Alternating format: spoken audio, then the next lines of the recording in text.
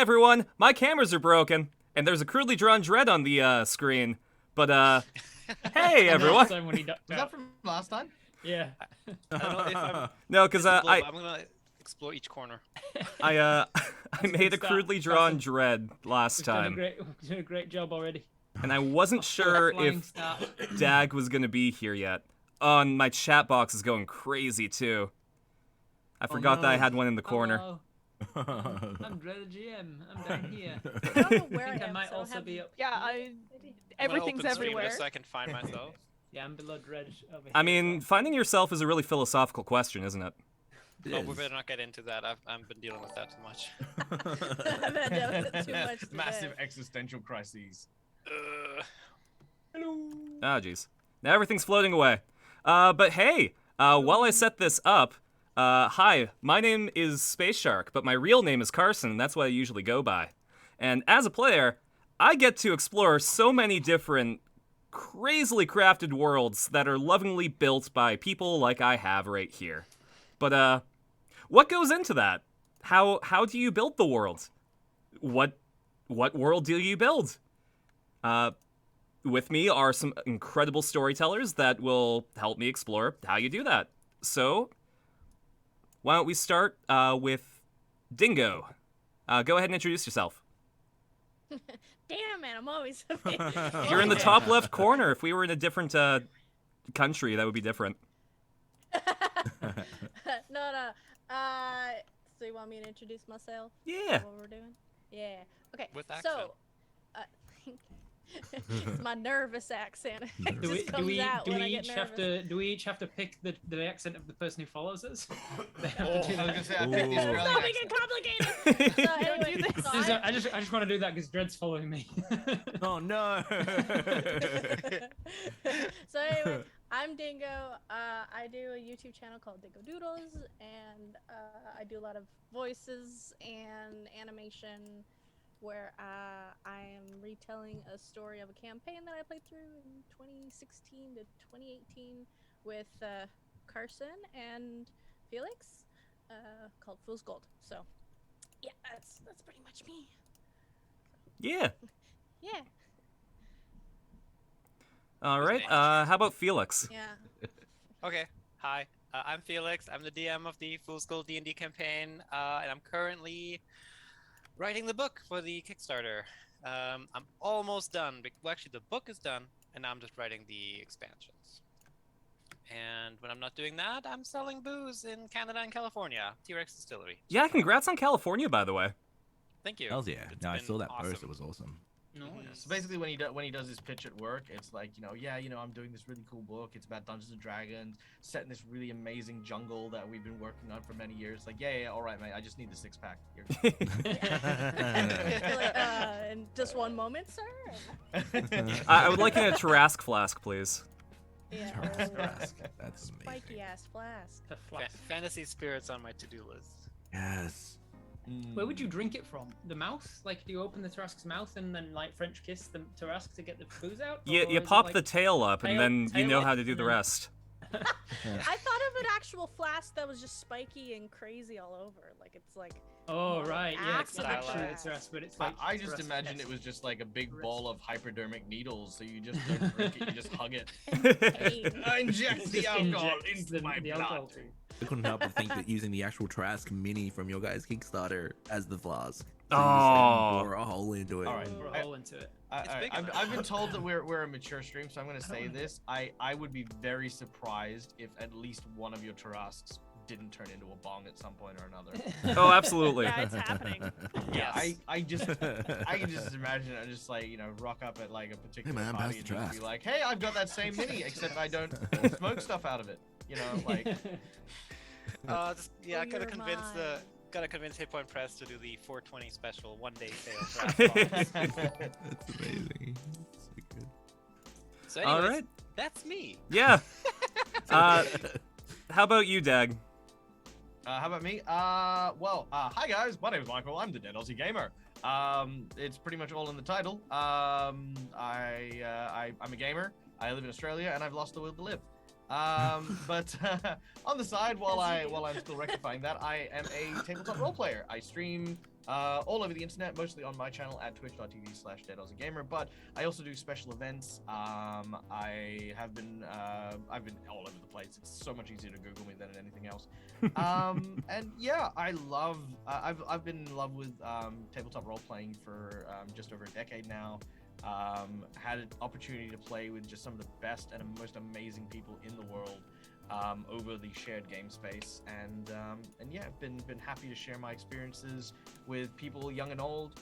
During the day, I actually do it with kids at the local youth center, teaching them how to role play and teaching them how to game, and showing them just how awesome the world of D&D happens to be. It sounds like an 80s movie.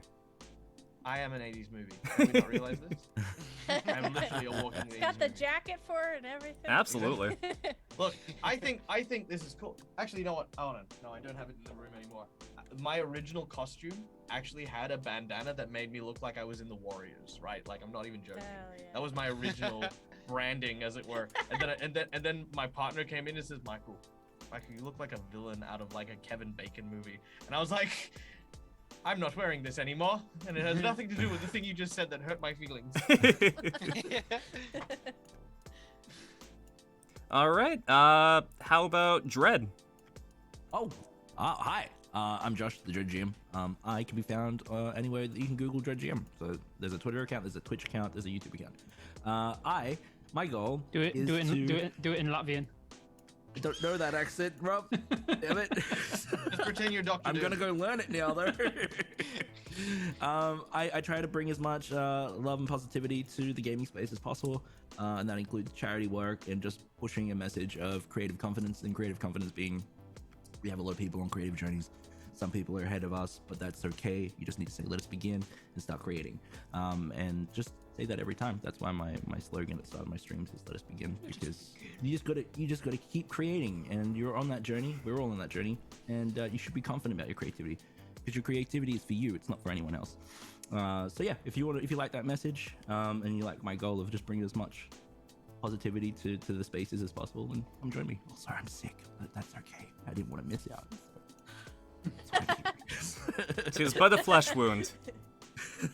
Exactly right. He's not contagious with this. Yeah. Exactly right. Oh man, amazing. All right. How about you, Rob? Hello, I'm Robert Hartley GM. I'm a full-time dungeon master, Twitcher, YouTuber, D&D nerd. I am the dungeon master for a comedy group called Viva la Dirt League. I am also the D&D. I'm the writer for D&D Logic, a comedy skit series about D&D on YouTube. And I stream several times a week on Twitch, D&D related things, reading books and interactive D&D game with the chat on a weekend and things, all sorts of D&D related stuff. You can find me anywhere at Robert Hartley GM, Twitch and Instagram and Twitter and all those places. All right. And finally, Sabrina. Wow, you guys all have so much going on. Hi, I'm Sabrina. I work with Carson. I don't have any great social media accounts. I just work with Carson. I've been playing D&D since I was 9. It's just something I really enjoy and we would talk about. Hells yeah. Hells yeah. What was your first Pink version? hair, so that's cool. My first version was 3rd edition. Yes! Oh, not even Nice. 3.5.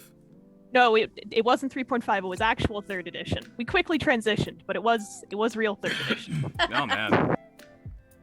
All right. Well, yeah. Essentially, throughout the little bit that I've had, about a week, I've been taking a look at questions to ask about world building. Some of you guys have sent them to me, of course. But it's such a wide genre of questioning to go. So I guess the most frequent question that I've seen in terms of it is, where do you start? Like, I know personally, I like to decide on a core concept or a theme and then create around that. Like, you know, is this a world where kaiju are a huge problem? Or like a comet struck the planet and now magic exists? And just sort of base everything on that single focal point. Yeah, that's cool. I've heard about sort of 2 broad categories of world building and people who approach it, is starting from like the inside out or the outside in, like starting from a single thing that you've said, like a point that's like the kaiju is a problem and whatever, and then building outwards from that, like saying, okay, well, if that's the case, then what would that imply for the world, and continuing to build from that. And then the other way, which is kind of more the way that I do it, is starting from the outside in. When I started creating my homebrewed world, I was like,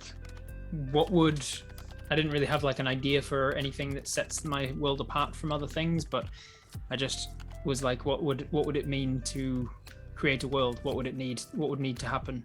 And so I started with the origin. Like in the beginning, there was chaos, and then there was gods, and then there was titans and primordials, and I just started like creating the history of the world, and then got down to the point where I had a world built. Nice. All right. I think. About the rest of you? Okay, I also agree. I think very much like having a core concept's great, and I think very much like building it that way also really works for me, because I run so many games. What I love to do as well is build for a purpose. Like if I'm running a specific game and I go like, I really want to run like a Castlevania styled game and stuff like that. How do I run that? And what I'll do is I'll actually start with that purpose. Where do I start my players? My players are going to be in this town. Then I'll start building that town little by little, its surrounds, its environments, and then sort of go from that humble beginning. And then what I do is I kind of leave my world in this shattered state where there's like no in between. There's barely a concept of a map, because in my world there are no maps. And basically it's like you need to get to the vampire castle. Where is it? Somewhere north.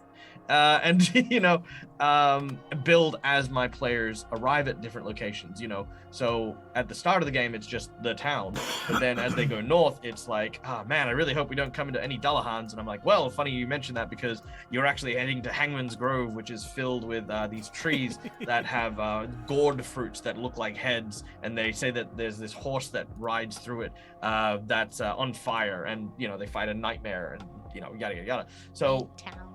yeah, building it from a centralized point, being for that particular game, and then what I do is I then copy and paste, and then go, that is in my world now. There you go, right there, comfy little spot for you. So that's kind of, I guess, how I've been building my world bit by bit. It creates a lot of very segregated areas in terms of like genre. So I've got an area which is pure comedy, which is like it's actually the dungeon of a Lich King who's been cursed, so he has to be incredibly helpful, and he's actually built a dungeon not to keep people out, but because he's sick of peasants asking him stupid questions. And that's the whole vibe. His whole dungeon's full of like just useless monsters. Like there's a blind beholder who wears like glasses to read. There's like yeah, there's just lots of this really wacky stuff. But then again, directly to the north is the vampire queen, who has this like crazy tragic backstory about how she was stabbed in the heart by her former lover and blah blah blah blah blah. Like they all share the same space, but like you can almost get the vibe of where you need to be based on where you travel. And I kind of like that as far as a world goes. For me, it's like it's diverse. I think it's a little sad when you get into a world and it's just like the one flavor, it's like like it's just from start to finish. I'm not going to mention any worlds by name, but there are definitely some pre-written adventure modules and stuff like that where I've just gone, I'm sure I've read this before, this like exact same. You don't want to goss on the channel. You don't want to tell us what worlds, what's setting. No. I mean, want to say a little bit about how the world we're setting. It's not gonna, look, I'm not going to say anything about it, but I mean, the author, the author might be here and might be in New Zealand. I mean, just saying. Could be anyone. Could be anyone. I can't believe the Green Time Force Ranger did that. all I'll say, let's just call him Mr. Hartley. No, Robert X. Yeah, Robert X. No, Rob, having played in Rob's World is actually amazing. But yes, there are definitely some modules that I've encountered that are just like why am I playing this? Like this story is so interchangeable with any setting in any world, and some people like that, but if I want to play something, I want to play something that I'm gonna like remember for ages and not go, oh yeah, we did that thing, didn't we? yeah, it's got to be something that catches and inspires. Mm-hmm. Definitely. Every place needs to have its nice little hook for the players to sink their teeth into. Yeah. Well, and world building isn't something that you start and finish. It's something that evolves throughout whatever you're doing. That's why expansions for video games exist. Yeah. Yeah. They just keep adding, and they like something, so they're like, oh, I want to add that certain section. Just didn't think about it. I build the world as players play through it. Typically, I say like, the players' questions build the world. If you're like, hey, what's over there? I will make something to go there. And, I might have some ideas more or less depending on which area it is, what might be there. And that's been so weird for me writing this Fool's Gold setting, because the writers, the editors I'm with, are just like, give us everything. I'm just like, that's a lot. That's a lot of A book. everything. Like that's Yeah. You're like, okay, so think about the real world and how much room it takes up to like print out Wikipedia. And like, give us everything. This is a world, and all of these things I have to think about for my world. Yeah. And then one day someone's gonna call their bluff, and Felix is gonna roll in with like an Encyclopedia Britannica. Just like the thickness of the Count of Monte Cristo. Yeah. It kind of happened because I would give them something like, okay, this is probably like, high level, it's generic enough but kind of specific for an adventure. They're like, we need more. Okay, sure, okay, here's all these characters and here's what their deal is and their routines and the economy and stuff. It's like, you got any more? It's like, okay, yeah, sure, I gotta how long do you want to play? Here's their extended family, here's the history of this place, here's the economy. So you guys have heard it. Felix has likened Hit Point Press to the sugar demon from Men in Black 1. Like, of course. Well, it's funny because now it's the editing stage, and now for the main core book, I've like given them everything, and they're like, the book is so huge, we have to cut back. I'm like, you think? Couldn't see that coming. Maybe we cut back to the bits that I gave you first. Maybe there's going to be another expansion. Yeah, and not to throw shade at the editors, they're really awesome people, and it's been a hoot to write this book. But it's just been funny because to me, world building is absolutely infinite. So you have to tell me exactly what you need. Ask me the questions, I can give you all the details you need. But if you just tell me the entire world, like we're gonna. Wow. Oh my god. Because you'll get into minutia, you'll start doing something and then like hone in on something here and just like flesh out this little bit here. You're like, okay, that's one sliver. I totally agree with Felix, by the way. Like the when you try to consider the infinite bounds of world building, there's so much, and that's why my style very much lends to what Felix does, which is I have a lot in my mind and I have good ideas, and I've put these like plot poles down where like, oh, you can go over there and go over there, go over there. But I almost approach it almost like a procedural generation, where it's like, okay, I'm also discovering with you as we play. So like as we go over there, I know what's over there, but we get to discover that together at the table, and it lends to this very like genuine sort of like playing experience where we're seeing what happens together, and I love doing that. Yeah, exactly. Because it makes us as DMs feel like we're players at the table. Right, just exactly as much. right. Yeah, I'm exploring this world as much as you guys. Exactly. Like, On top of that, like it really lends itself to a tabletop RPG because it personalizes it for the players as you go, and then if you revisit the world, they can retread the same ground, or they can go in a completely new direction. I thought so early on in my D&D career, my party was way too big, and I was like, this is too much. I'm going to split you into two parties and do simultaneous campaigns. And I thought that will be less work than two regular campaigns because they're set in the same world. So it'll be more work than one campaign, but less than two. But no, because as soon as they go into a different city, different areas, different campaigns, I've got to have a different big bad evil guy for each of them and different through line continuity that they're going. Yeah. And I have to keep a track of, it's actually more work because I have to keep a track of timelines really heavily in case they cross over and stuff. And the consistency, if they go from one city to the next. I have to be consistent about it because it's affecting more than one thing. So I took all of that and then went, let's make every freaking one-shot and campaign that I run is set in that same world, so that I'm just adding to that same problem for myself. I find that. Oh, I'm sorry. No, you go. So pretty much how I world build is very like massive then tiny. So I go like, you know, usually a prompt for the whole world, which is like the one campaign I did was like, what if a plane of existence smashed with another plane of existence? What would happen? And that's kind of like the whole core concept. And then you take it to like, what are the villains doing? Like, it's usually centered around what is the problem, you know, and then it kind of builds from there too. Like, it was like a prompt of 2 brothers that had a fight, and then I kind of worked from there and like build. Hell But yeah. it's just like, yeah, it's just like it's the opposite of what I know Felix does. It's like because I just go massive in. Right. Well, I do. It depends. I'm a bit across the board because when I first start, I just decide on the landscape, and I've picked usually Yeah. D&D environments that are underrepresented. That's why I did a jungle, because I'm like, there is a shocking lack of jungles in D&D, and I'm going to fix that. So That's why I where's, picked where- jungle. where's Australia, mate? Well, Yeah, going to the next- desert next is close Yeah, enough. that's the next Whoa, one. oh, No, it's funny. Apparently all I've got people is lighthouses. described it as Cliffs and cliffs. and cliffs. yeah. Cliffs and lighthouses. Yeah. People Yeah. have described the Bellowing Wilds as like D&D Australia a bit, just 'cause Oh, it It wants basically to is, kill because you. everything wants to kill Because you. everything wants to kill you. That's kind And of everybody's really Amazing. chill.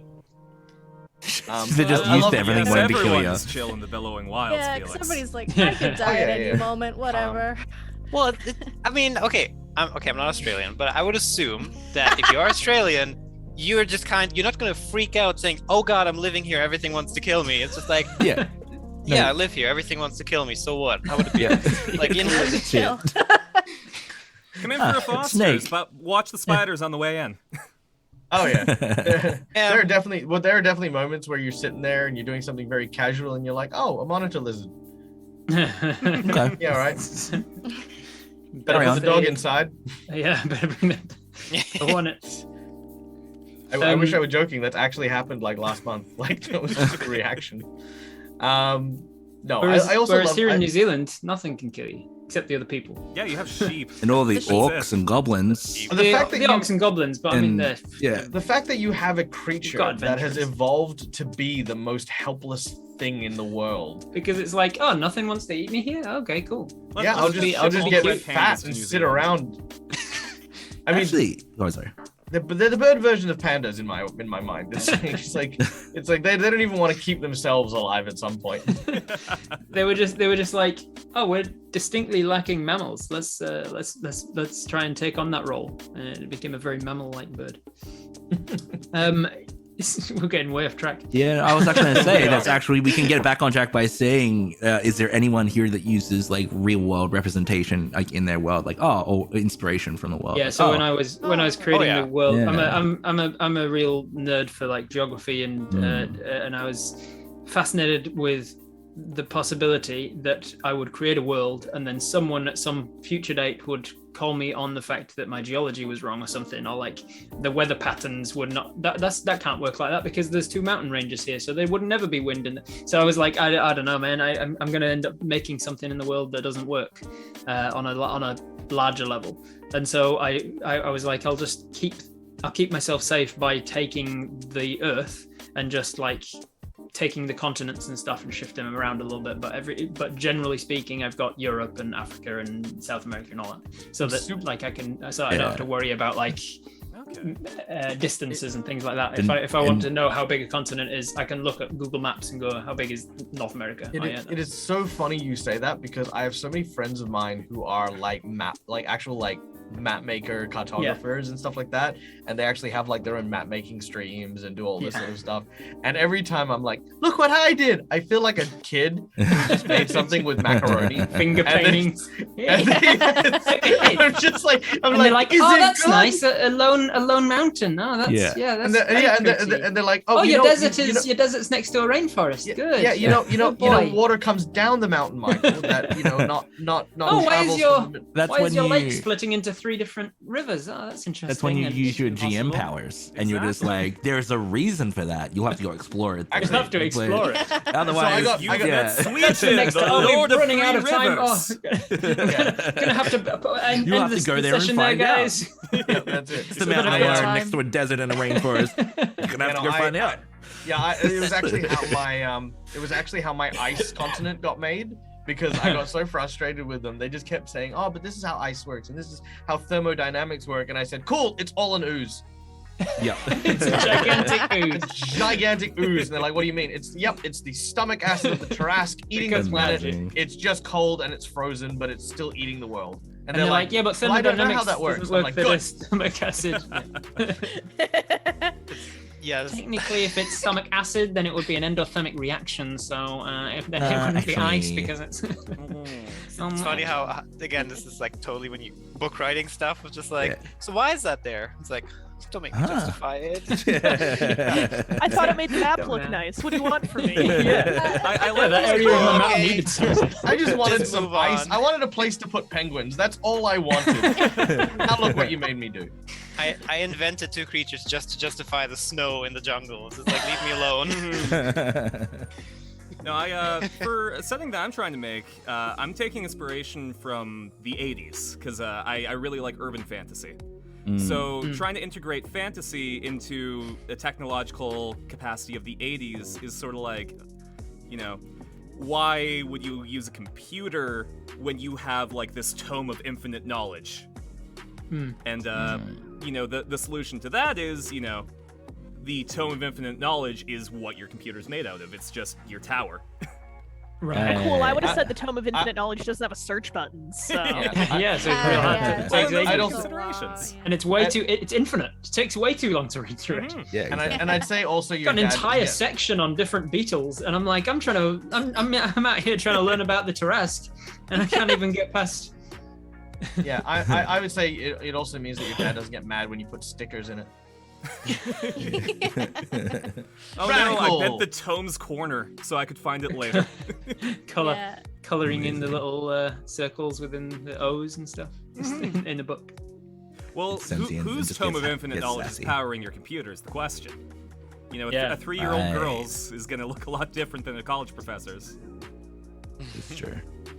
But yeah, like Very true. taking from real life is just, in my opinion, one of the strongest things you can do for your world, because it makes it more realistic while also giving you the opportunity to bend it. Yeah, you can. It means that there's a backlog of all of this. You're not reinventing the wheel. You're not like, you know, coming up with something completely new that has never existed in anything, and then people are going to have questions about it, and then you're going to have to improvise those questions on the spot, which is fine. But then you're going to end up with inconsistencies because you haven't thought about how those things work. Whereas if you've at least based it on something that exists already, you can be like, oh, it's probably something like this, and you can like tweak and change things, keeping things consistent overall. That actually, it leads into an audience question of, like, what are your opinions of taking a character from stories, TV, books, games, or using them as a base for, like, something in the world? Or, like, do you ever borrow stuff from what you're into at the moment when creating a setting? And how do you flavor it Very to much, suit your yeah. world? Yeah. Yes. No, I do not borrow stuff. I blatantly rip off, Straight up steal. steal it. Yeah. Beat them you up Are know, you and saying take that it you in their didn't invent the pockets. coin game? No, none of the games. Nothing I've done has ever been original. No, actually, here's an interesting thing, and I actually attribute it to something I learned as a martial artist, and that is the goal is not to try and create something entirely unique. The goal is about taking what you see from other people and bringing it into your own unique style. It won't be exactly the same as what someone else has created, but you will put your own take and your own spin on it. You If learned you- martial arts in order to steal things from people. 100%. I tell you what, stealing stuff was like 100% easier once I learned how to beat people up. Yeah, just when you roundhouse kick somebody, they can't fight Knock back. them out. Steal their Wham! shoes. It's like, Off you that's go. right. Oh Spider-Man's boy, I mine finished now, this Stanley. brand new campaign sitting. It took me so many hours. Michael. Oh, nerd! And then take the book Yeah, and run. When's Yeah, well, that was your Wilds own coming out? problem because you were Gag. writing notes in school and it was just easy because the books were. Anyway, harder now with a computer because they're heavy. But yeah, no, that's kind of it. You know, like you've got. It's not about like if you find something that you love, you know, don't unless you're a professional streamer or content creator and stuff like that. Don't sit there and go, but I don't want to just have Spider-Man in my world. It's like, cool, don't find the things you like about Spider-Man. Create a character that has those attributes and those traits And even if spider. they do have those spider-like qualities as an homage to the character, it's fine. You know, you can get it's yours now. That is uniquely yours. If you make Spider-Man Spider-Lad and call him Parker Peters, okay, Spider-Lad, I think you just need Spider-Lad. to try a little harder. Just try a little harder, Spider-Lad a can. teeny bit harder. That's all. You might have a slightly different theme that you might be able to ease him into a little bit more, but your own taste. I know there's like a philosophical take on this, but there is a saying that's something like there is no original idea. They're all derived from something, Oh, whether you like absolutely, it or not. 100%. So it's Yeah, it's I find nothing Dread to very feel- derivative. I was thinking about Hey. I was thinking about this the other day actually, because like I was thinking about how, because somebody mentioned that this whole high fantasy genre was like born from like J.R.R. Tolkien and the original Gary Gygax stuff, and I was like, well, it wouldn't have been. I don't know what they took it from, but I can guarantee they took it from other things. Like he would have come up with a lot of it himself, but he would have based it on other things, like folklore about orcs and goblins and stuff. And like nobody's. And I was thinking it would be fascinating to go back and go like, who did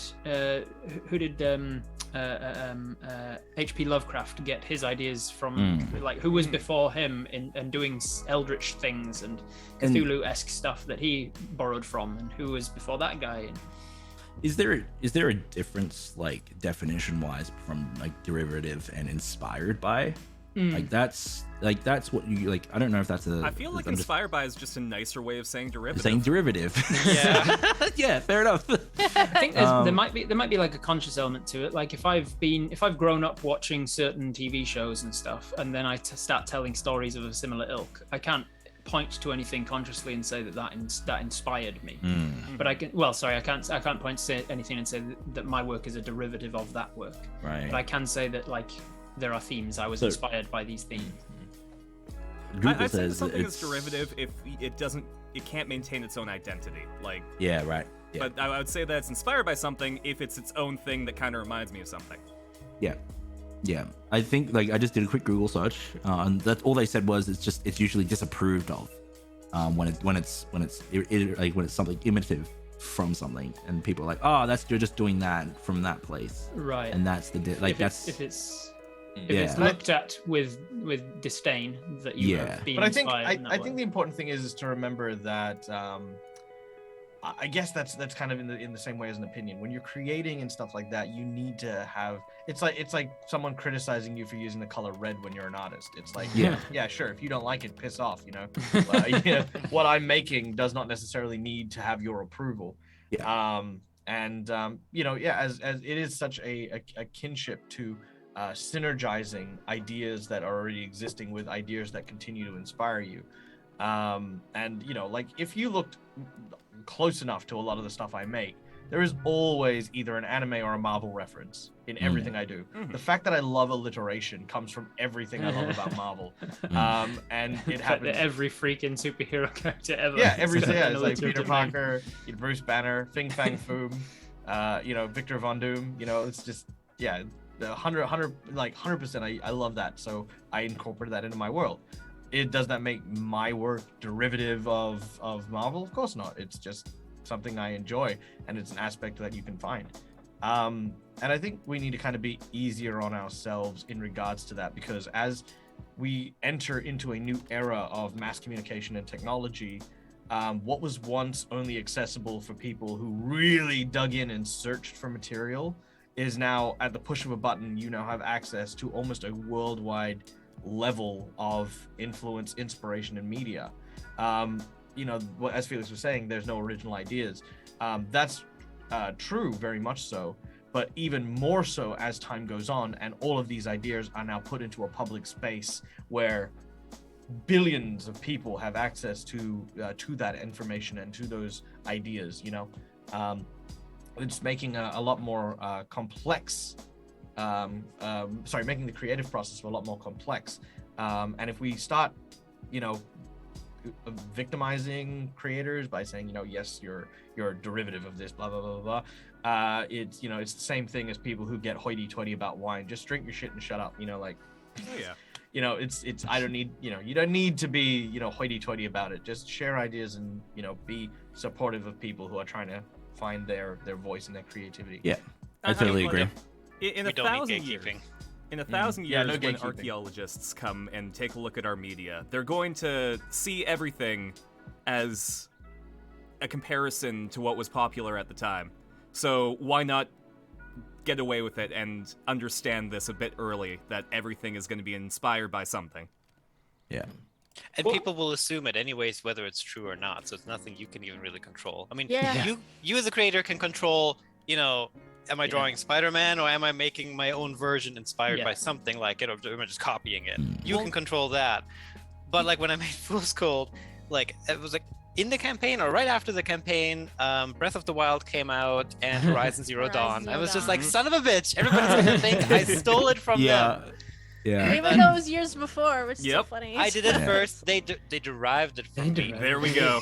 Yeah, and I've had the same things as well with come up with my creations when I'm like, that was awesome, I've never seen that before, and then someone brings it out too, and I'm like, oh, okay, it's Yeah.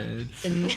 In my home games quite early on in D&D, I'd catch the guys like talking after the session. They'd be like, "Oh, it's like so and so," and then they'd turn to me and be like, "Was that character based on so and so from whatever?" And I was like, "What?" And they're like, "The Yeah. anime so and so," and I was like, "I've never seen any anime." And they're like, "Oh, really? Because this whole story arc so far is pretty much lifted straight from this other show that we've watched Yeah. and love." And I was like, "Fuck. Well, I suppose Well- if you love it, that's good." Yeah, Yeah. people, if you enjoy something, you'll find it in the stuff that you enjoy. Like, Yeah. with Arena, true. people have been telling me her JoJo references that aren't the ones that I thought of.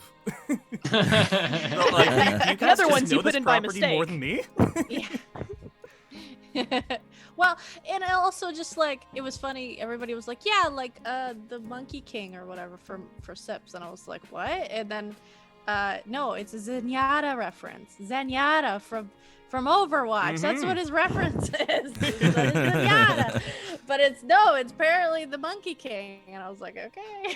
If you say so. Well, I mean, It wasn't my intention, but well, you know better than another thing me. was, you know, when you were saying like how it was like what happens when two worlds collide, immediately my mind went to Marvel's Secret Wars.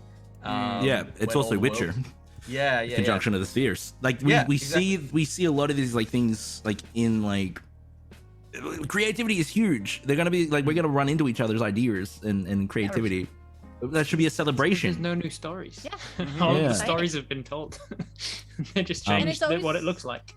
And the interesting thing is that even though it's like nothing's unique in its own way, like nothing's new, but it's always gonna be new when somebody else is telling it. Yeah. It's gonna Mhm. be completely up to their Oh, jeez. the way they interpret it and 100%. like what's in their library, what's their life experience. So it's like Yeah. it's still gonna be new every time. And even when people like I remember I was having some conversations with people about this because they were like, "Oh, I want to make a character that's similar from a character from Fool's Gold. Is that okay?" And I was like, "Yeah, because you're gonna tell it completely different than the way I'm telling it, or their character experience is gonna be completely different. Like, there's a lot of Sips and Gothies and Arenas running around other people's campaigns, but they're completely different than the one I'm telling. So Well, Yeah, like, it's like you don't need to ask. how- Just how go you don't for need to it. ask, just go for it. having a At what book out point too then? is, At what point then does? Sorry, go on. no, you go for it. I was gonna say, at what point then is it not okay to steal? Because we steal ideas and we build on them and stuff. But what point is it that you are just straight up taking somebody's IP and that's like stuff that they've worked on and it's not okay for you to have that? The moment you Yeah. make money off it. Yeah. When you make money off of it. Yeah. And you That's don't why give fan us a art is slice. okay. Yeah. Like, Yeah, it's- fan art's fine. that's like, and, you can be at a cosplay and convent- stuff. Yeah. Like people can be at a convention and they can sell like a Fool's Gold poster that they made, and I don't give Yeah. a shit. But if there's Yeah. someone that's like making $1 billion of Fool's Gold purchase, like hang on a second. Yeah, I also- I like Critical Role's thing for that. Mm. Yeah, where they did the was same just, like, thing. yeah, where it's just like you can make fan art, you can do cosplay stuff, you can make like some cash from it. It's fine. But if you're making millions, then we're gonna call you. If it's your business, yeah. If it's it's your pocket business? change, it's fine. If it's your business, Mm. it's not. Yeah. Yeah, I we're think gonna- another is one there as any well. creativity? is or is put a it for hold on money? that Fool's Gold stuff. We can't. I don't think we're gonna have to put a hold on that. Well, you can. We Oh, just shit, I get didn't hear a myself. 30% cut. That's what Steve I think- makes. I think another one is Yeah. when you don't sort of like, they do it in academic writing all the time where you're like, hey, I drew inspiration from these places, or I'm clearly a fan of these people and what they do, but here's my take on things and my like creativity as well. I think just like just referencing or just like showing that you're a fan of where you're sort of like and being inspired by is also another thing that I would say. What Yeah. about that whole sort of period? We don't see it too much these days, but like there was a definite period in like the 90s and early 2000s where all of the movies had like a paired movie. There was A Bug's Life and Ants, and there was Finding Nemo and A Shark's Tale, and there was Deep Impact and to the one the what's the one about the meteorite that's going to hit the Earth with Bruce Willis and Armageddon. Yeah. Like all of those were basically carbon copy movies of each other. So what I feel that has very corporate feels about it, though, right? That's- That yeah, I don't feels think that's that's like that. creativity. It's a competitive thing. So That's yeah. like you're gonna make a movie about ants. We're gonna make a movie about ants, and let's see which one wins. Mine's blue. Duke them out. I'm not entirely sure, but just because I tend to fiddle around with histories and stuff like that. I think what actually happened was the Pixar office had a couple of like really very important people get fired. And so they actually that's where Disney and Pixar kind of, because you remember ages ago they kind of worked together and then they kind of went through it. At that around that period of time, a lot of the core concepts were still floating around between the two studios, and those were loyal to one and the other. And so a lot of animation studios produced the same concepts, but like altered what was kind of spitboarded around the work table, which worked for some people. But you know, in lots of other cases, it was a direct kind of conflict. So like DC and Marvel have been doing it for years. Mm-hmm. You know, like Wolverine and Lobo and Deathstroke and Deadpool, and you know, it's always really funny for me when the ripoff is more popular than the original. Mhm.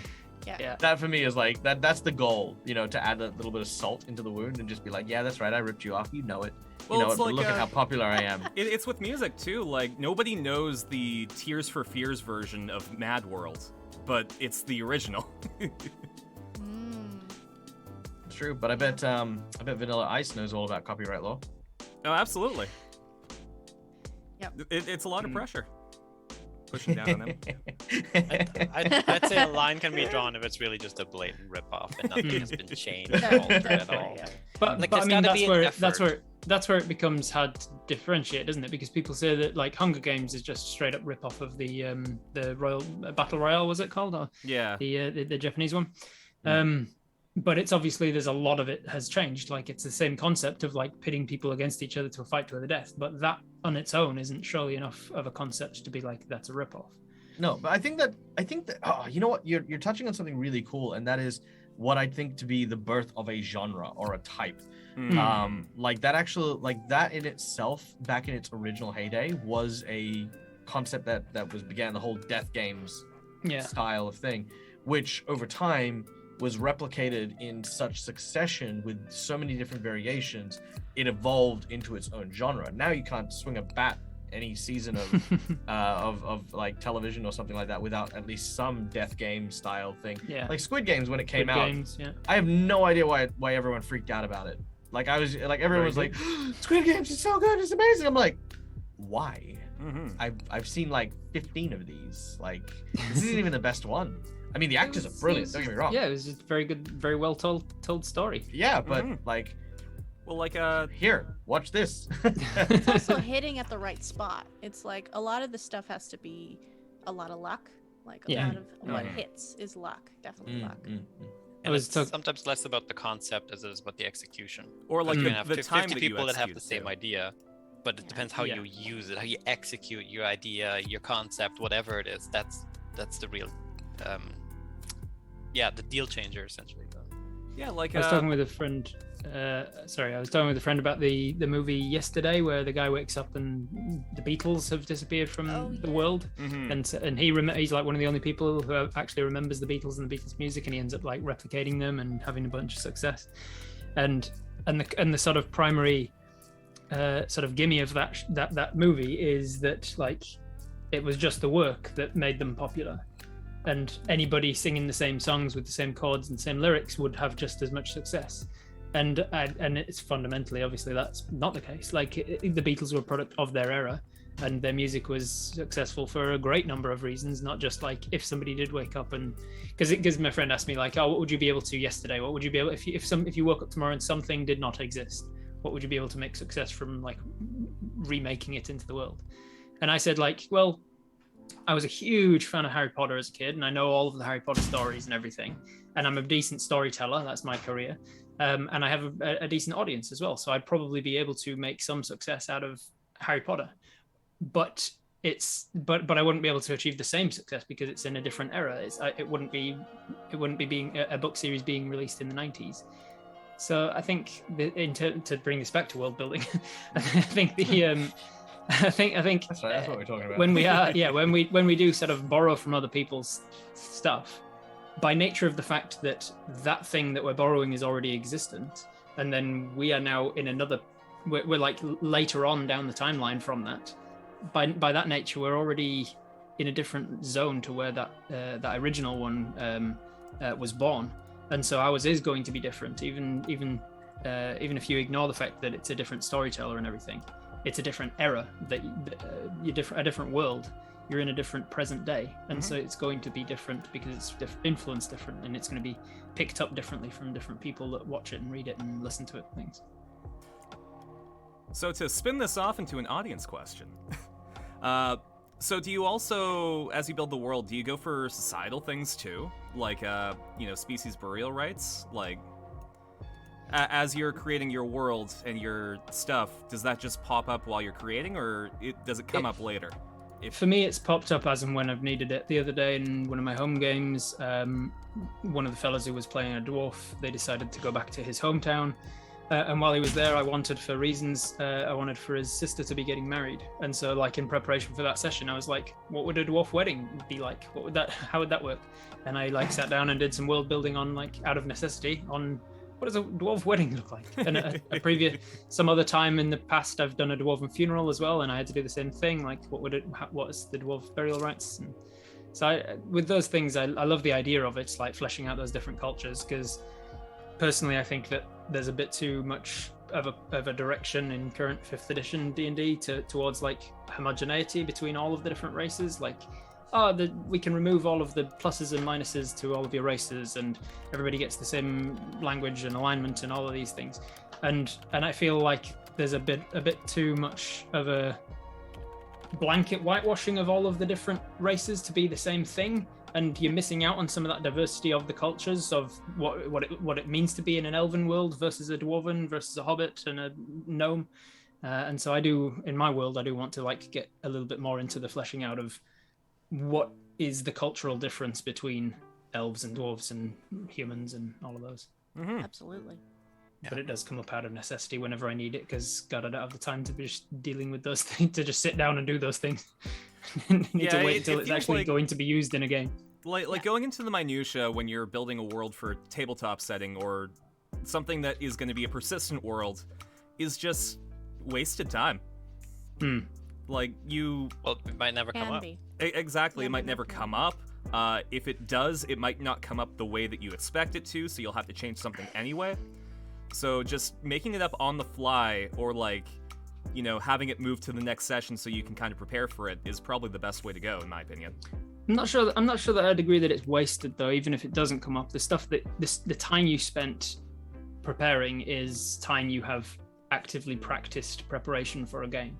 Like it's time that you have put practice into the skill of world building.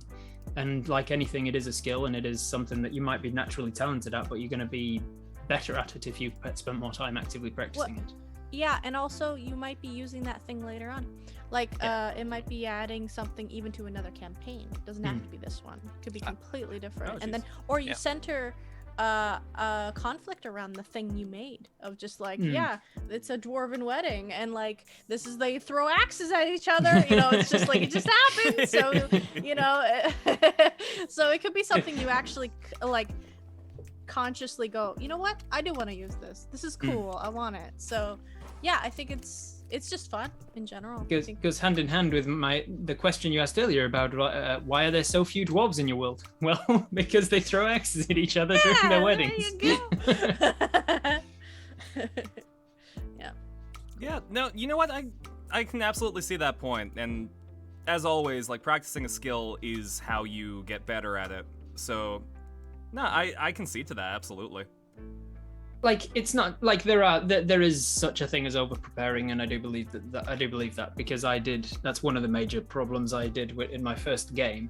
I knew that they would be going towards like a town, and so I fleshed out the entire town. I did like 50 different NPCs, and I worked out their names, their alignments, their likes and dislikes and fears, their ages, their appearances, who they were related to in town.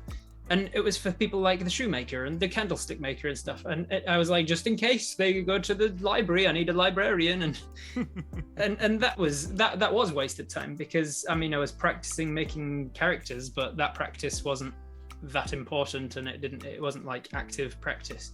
So I didn't feel like I was really skilling up anything. And I ended up not using pretty much any of those characters. But it was, so there is such a thing as some wasted time, but I think for the most part, prep for that you don't really get to, most of the time it's actually still useful in some way or another. Mm-hmm. Also, deciding like societal stuff for different races can help you just when you have to build like an NPC that's that race later, because you have a better understanding of what that race values or what they might be doing with things they may have experienced. Yeah. Anything that you've done that prepares in your mind what the elven race is and what their elven culture is and everything will help you better improvise any answers that they ask of an NPC that is elven. Like when they inevitably ask something of the elven NPC that you weren't prepared for, because you've put a lot of work into thinking about elven culture in your game, you're going to be more prepared to improvise in that moment. Yeah, and like preparing in that regard helps you understand what you'll need to improvise later. So it's just another little building block you can use. So like just to go back to audience questions, you've built a world, but your players just aren't having fun in it. Like, how do you turn that? End my game, start again. I really feel like that's one of the stronger options, because like... Well, no, I mean, it sounds really bad, but I've always subscribed to, if you're not having fun, if I can't fix it, like if I can't solve it by like, if someone says, I really feel like I'm not getting my voice out in the game, sure, I can fix that. I can kind of like, cater a few stories and stuff to help bring your character into the light a bit. But if I kind of read it as if unanimously my table is not having fun, then I'm clearly doing something wrong on a bigger scale than any one thing is going to be able to correct. So at that point in time, a shift of like game, genre, characters, and stuff like that is something I'd always present to the table, because I've definitely played in games, and I have run games where players can sometimes feel trapped, because when you sign up for a game, there's this idea that you are committed. You are forever indentured to this table now that you have signed on. This character must be at every game, or else, and if you don't like the character anymore, a lot of people are either A, I'm going to kill off my character and have them die, or B, I'm going to just kind of keep playing but not really have fun. Yeah. And I hate those two situations for anyone to be in. So I say, look, either, if it's one person, hey, we can have an option for your character to retire, maybe play something else, or maybe there's something I can do to help you feel a little bit better. If it's a whole table, it's like, this game needs to shift. You guys aren't interested in this story. You guys aren't interested in this setting. You guys aren't interested in each other's characters, whatever the recipe is. If it's not working, let's not drag it out for like ages. Let's get our excitement back up and talk about what we do want to play. Like, let's say that you as the GM, you're really interested in this, you've had a bee in your bonnet for a while about like playing through a political drama where there's social subterfuge and like backstabbing, and you have to assassinate the king and stuff, and there's the only combat that there ever is like secret backstabbing and stuff, and you're really intent on playing through a short campaign about that because that's what you're really focused on at the moment, and then your players aren't having fun with that and they want a dungeon crawler. Spectacular question. Do you have to then change what you want to do and do a dungeon crawler, or you just could be like, hey, you guys aren't for me right now? That's actually a really spectacular question, because this is the truth behind it. That's right, I forgot who I'm talking to. Here's the thing, and it's okay for this to happen. Not every game is for every party. Not every game is for every dynamic that exists there. I think you guys know better than anyone. I see who, like, for me, when I put a table together, I'm not just looking at who my friends are that I want to just occupy some space with. I look at who's going to get along really, really well, who's going to enjoy this adventure that I'm going to be on, and then choose what I'm going to be doing appropriately. If I want to run like a really, really cool political game, I'll pick from my group of friends who I think would really appreciate that, even if they're people with no experience in like Dungeons and Dragons, but they have a huge experience in like kind of like say someone watches Bridgerton, for example, right, and has never played D&D. I would invite them to try D&D for the first time on that game, because I think they would appreciate that type of storytelling. You know, it's about knowing your I guess in our terms, knowing your audience, but as a GM, it's knowing what is going to what's going to drum up that excitement. And as a GM, that's kind of something you just got to kind of have some forward thinking on. Now, you might be in a situation which is like you're not aware of what everyone's going to be like, and that's fine too. It's testing the waters. If you do end up having to do that, I'd say if I wanted to run a political game and I wasn't sure how my players would take it, I'd run like a smaller self-contained thing, maybe 2-3 games. And then once I get to the end of it, make the decision to commit to a longer term thing at that stage. But it 100%, because you as a GM should also be happy. You definitely shouldn't be putting just the needs of your players ahead of yourself either. So if you really, really get excited about, and I've actually had this happen. This was such a bad story that my partner, who wasn't even playing in the game, came from the other room just to yell at my players. Oh boy. So here's the story. So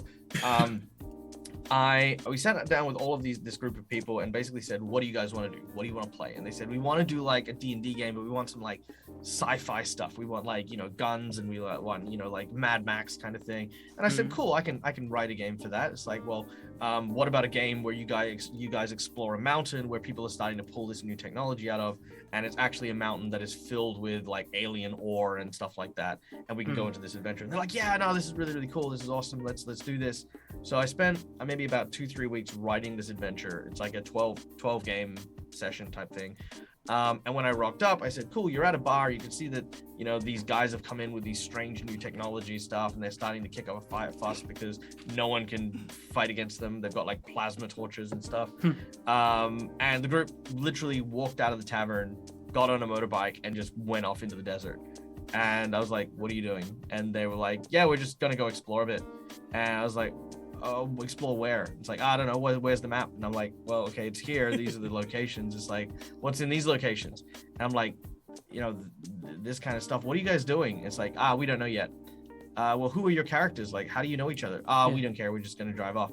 And literally my partner like stormed in and just basically said, you guys literally sat down and talked to Mike about what you wanted. He put it right there in front of you, and you all just freaking ignore it, and she literally like was borderline ready to kick them out of my house. Like, I was just like, just so angry because she knew how much effort I put into it.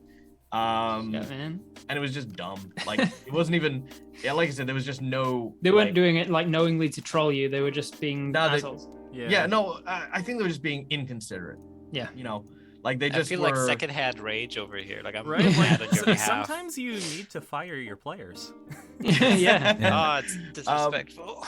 Yeah. No. Yes, Amy. Look, I would say that it was mostly ignorance is not the right word, but when you sit down to play, there are definitely some players who like have like the blinkers that Clydesdales have.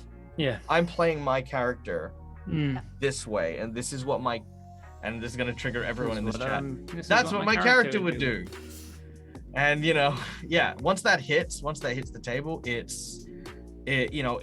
becomes what it becomes. And yeah, like I said, I think that it was just it was impolite, and I was not happy about that.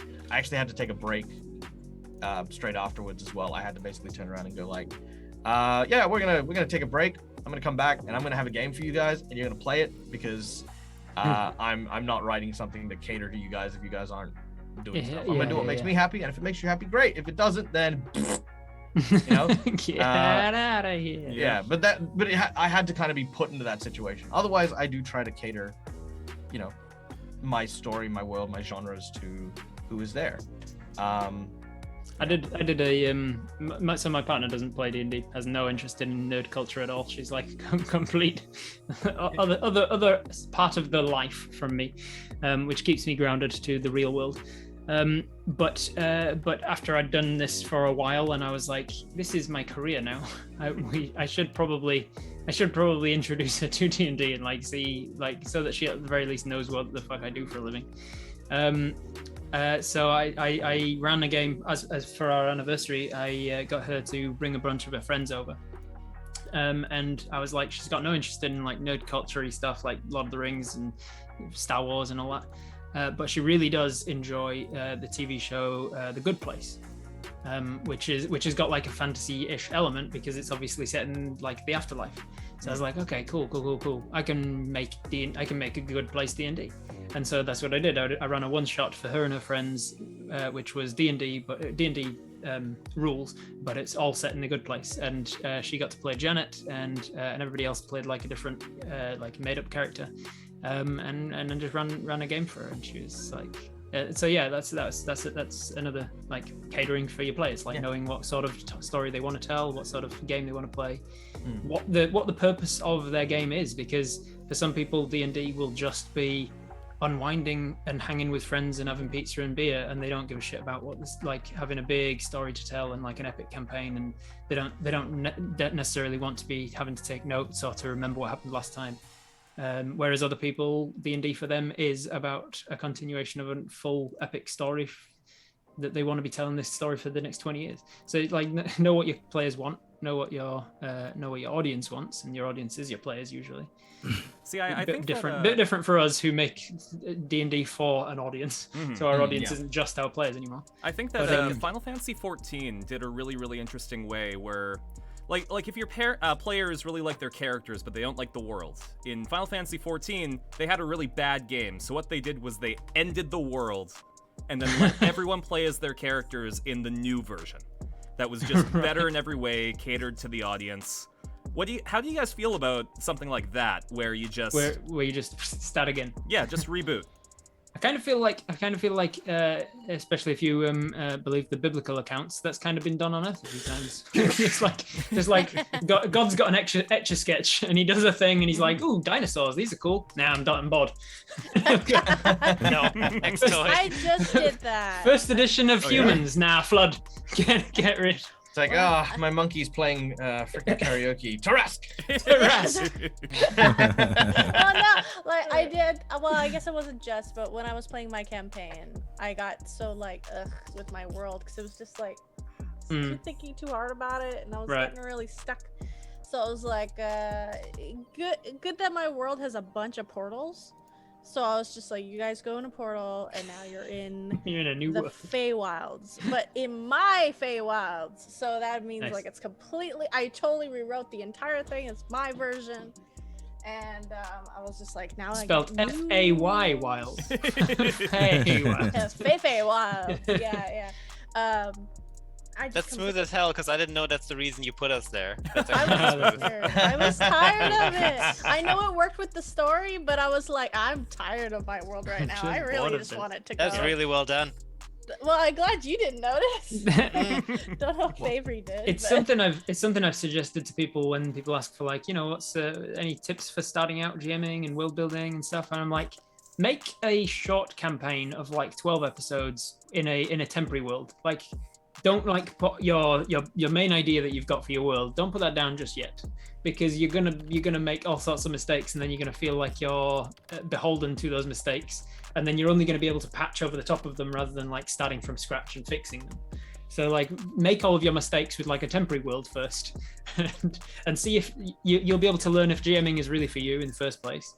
You'll be able to learn if like world building's your thing and where your strengths lie, and you'll also be able to make all of the mistakes on like, I don't know, like scale. Maybe you'll make your maps and you'll realize that the scale's way off and it's completely screwing everything up for you. And What a way to call me out. Speaking from experience, there's a reason that scale is the thing that I go to as a main mistake in world building. I can never get it right. No, me Um, neither. Scale Yeah, kills me. so like that's one of the things I do suggest with world building is like just make something temporary for now, have an idea, like test it out, make it like a playground essentially for testing your ideas for world building, and then like start the campaign that you want to do, start building the world that you really want to make. It's funny because like in earlier my world, I actually went back in time instead of going forward in time, because we played in the apocalyptic timeline, I call it, and my restart was essentially like, okay, we got to start this many thousand years. Yeah, so we'll eventually lead to that, but that's fine for now. Let's restart and clean it all up, and doing that actually helped a lot with my current homebrew world. That'd be a cool idea, actually. I'd never thought about doing that, but I do have like a history of my world pretty well thought out, and so like they're currently in the history of my world. They're almost 4,000 years into the Age of Quietus, because it's like the Age of Peace, essentially, after the Age of Dragons. So it would be cool to, if I ever wanted like a restart or like to just have a refresh, I could just jump back 4,000 years to the end of the Age of Dragons and have a completely different world. It's super informative as well, because like you'll have if you are like a it's on the paper world builder, or even if like, oh, I've got it, I kind of actually both, it works both. If you're a world builder on paper and a world builder in mind, you go back and you get to experience what happened and inform your current playtime. It's really interesting. So yeah, highly recommend that. You literally have the forces of time and space in your hands as a storyteller. You can use them. So. Use them. A Fool's Gold campaign set during the time of the Four Claimers. Like, Yes. I can do that. Let's do it. Let's do it. All right, Felix. I've got dice right here. I'll come up with a character. My character is Gothi's face. That is all. I do not wish to play. I don't wish to play Gothy. Just what happened to her face. It's like a face in a jar. Just this, the slice of the face. Yeah. Exactly. It's and just like Nicolas a bard. Cage. you play as every character that pins that face to their face. Yeah. Oh. And like when they die, the face falls off, and then you play as the next person to pick it up. Yes.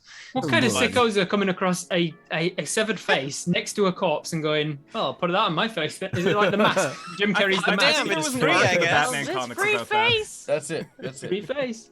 Like Actually, jerky. yeah, because you know what? Actually, this goes into world building and stuff like that, and getting inspiration from players. Sometimes players can really like throw you for a loop with some of the concepts that they can get when you come up with a story or an idea. I remember I was talking to Dredd about this the other day, and I don't want to keep giving Rob a big head, so I'll mute myself. Yeah, I Mute won't yourself. be able to Mute hear yourself. what you're Smoke saying. going up It his was ass. by somebody else. Good. It was somebody yeah, it was else. by Mr. Fartley, Poobert Fartley. Fartley. Fartley. Anyway, I was asked to play a game, and I was literally told, like, what do you want to do? And I'm like, And then it was like, sky's the limit. You can make whatever you want. And I said, cool, I want to play a magic sword. And the answer was, yep. And I was like, what? And they're like, yeah, let's do it. And I was like, okay, I guess I'll make a magic sword, but I don't want to be a fighter. Okay. So I was like, all right, let's work Wanna this be a out. bard. What's let's talk mobility. Can you fly? What's the deal? How do you?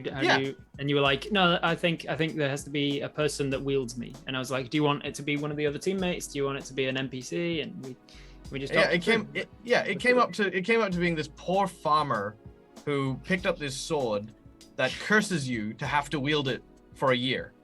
All it does is just try to make you a hero, but it has no actual power to do so. It just talks your ear off, and just constantly is just the most annoying thing in the world. He's a talking sentient sword that has levels in bard, not Yeah. fighter. Yeah, exactly. And every time he's drawn, swing. You see, but stuff like that, it shapes your world. and that is in my world now. Like, because I set all of my all of my one shots. That was a Gary Con game, by the way. I was a game I was running for Gary Con. It's available on my YouTube if you want to watch that episode with Daggers and Talking Sword. Highly recommend it. It was very fun. It's called Sword Seekers.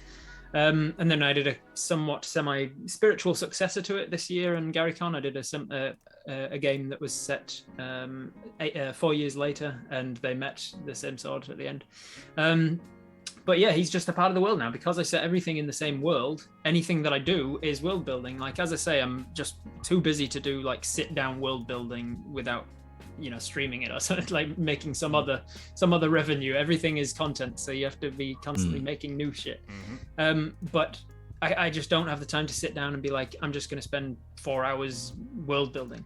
So I get my world building from having to come up with it for actual games and for one shots and things, and anything that happens in the games, that's now stuff that's happened. That's an event that has happened in the history of my game, and so it means that the sword and your whole character around the sword, the fact that you had a younger brother who was less annoying, but he's like also a sentient sword, and like he exists in the world as like one of the legendary items of my world, the legendary artifacts sort of thing.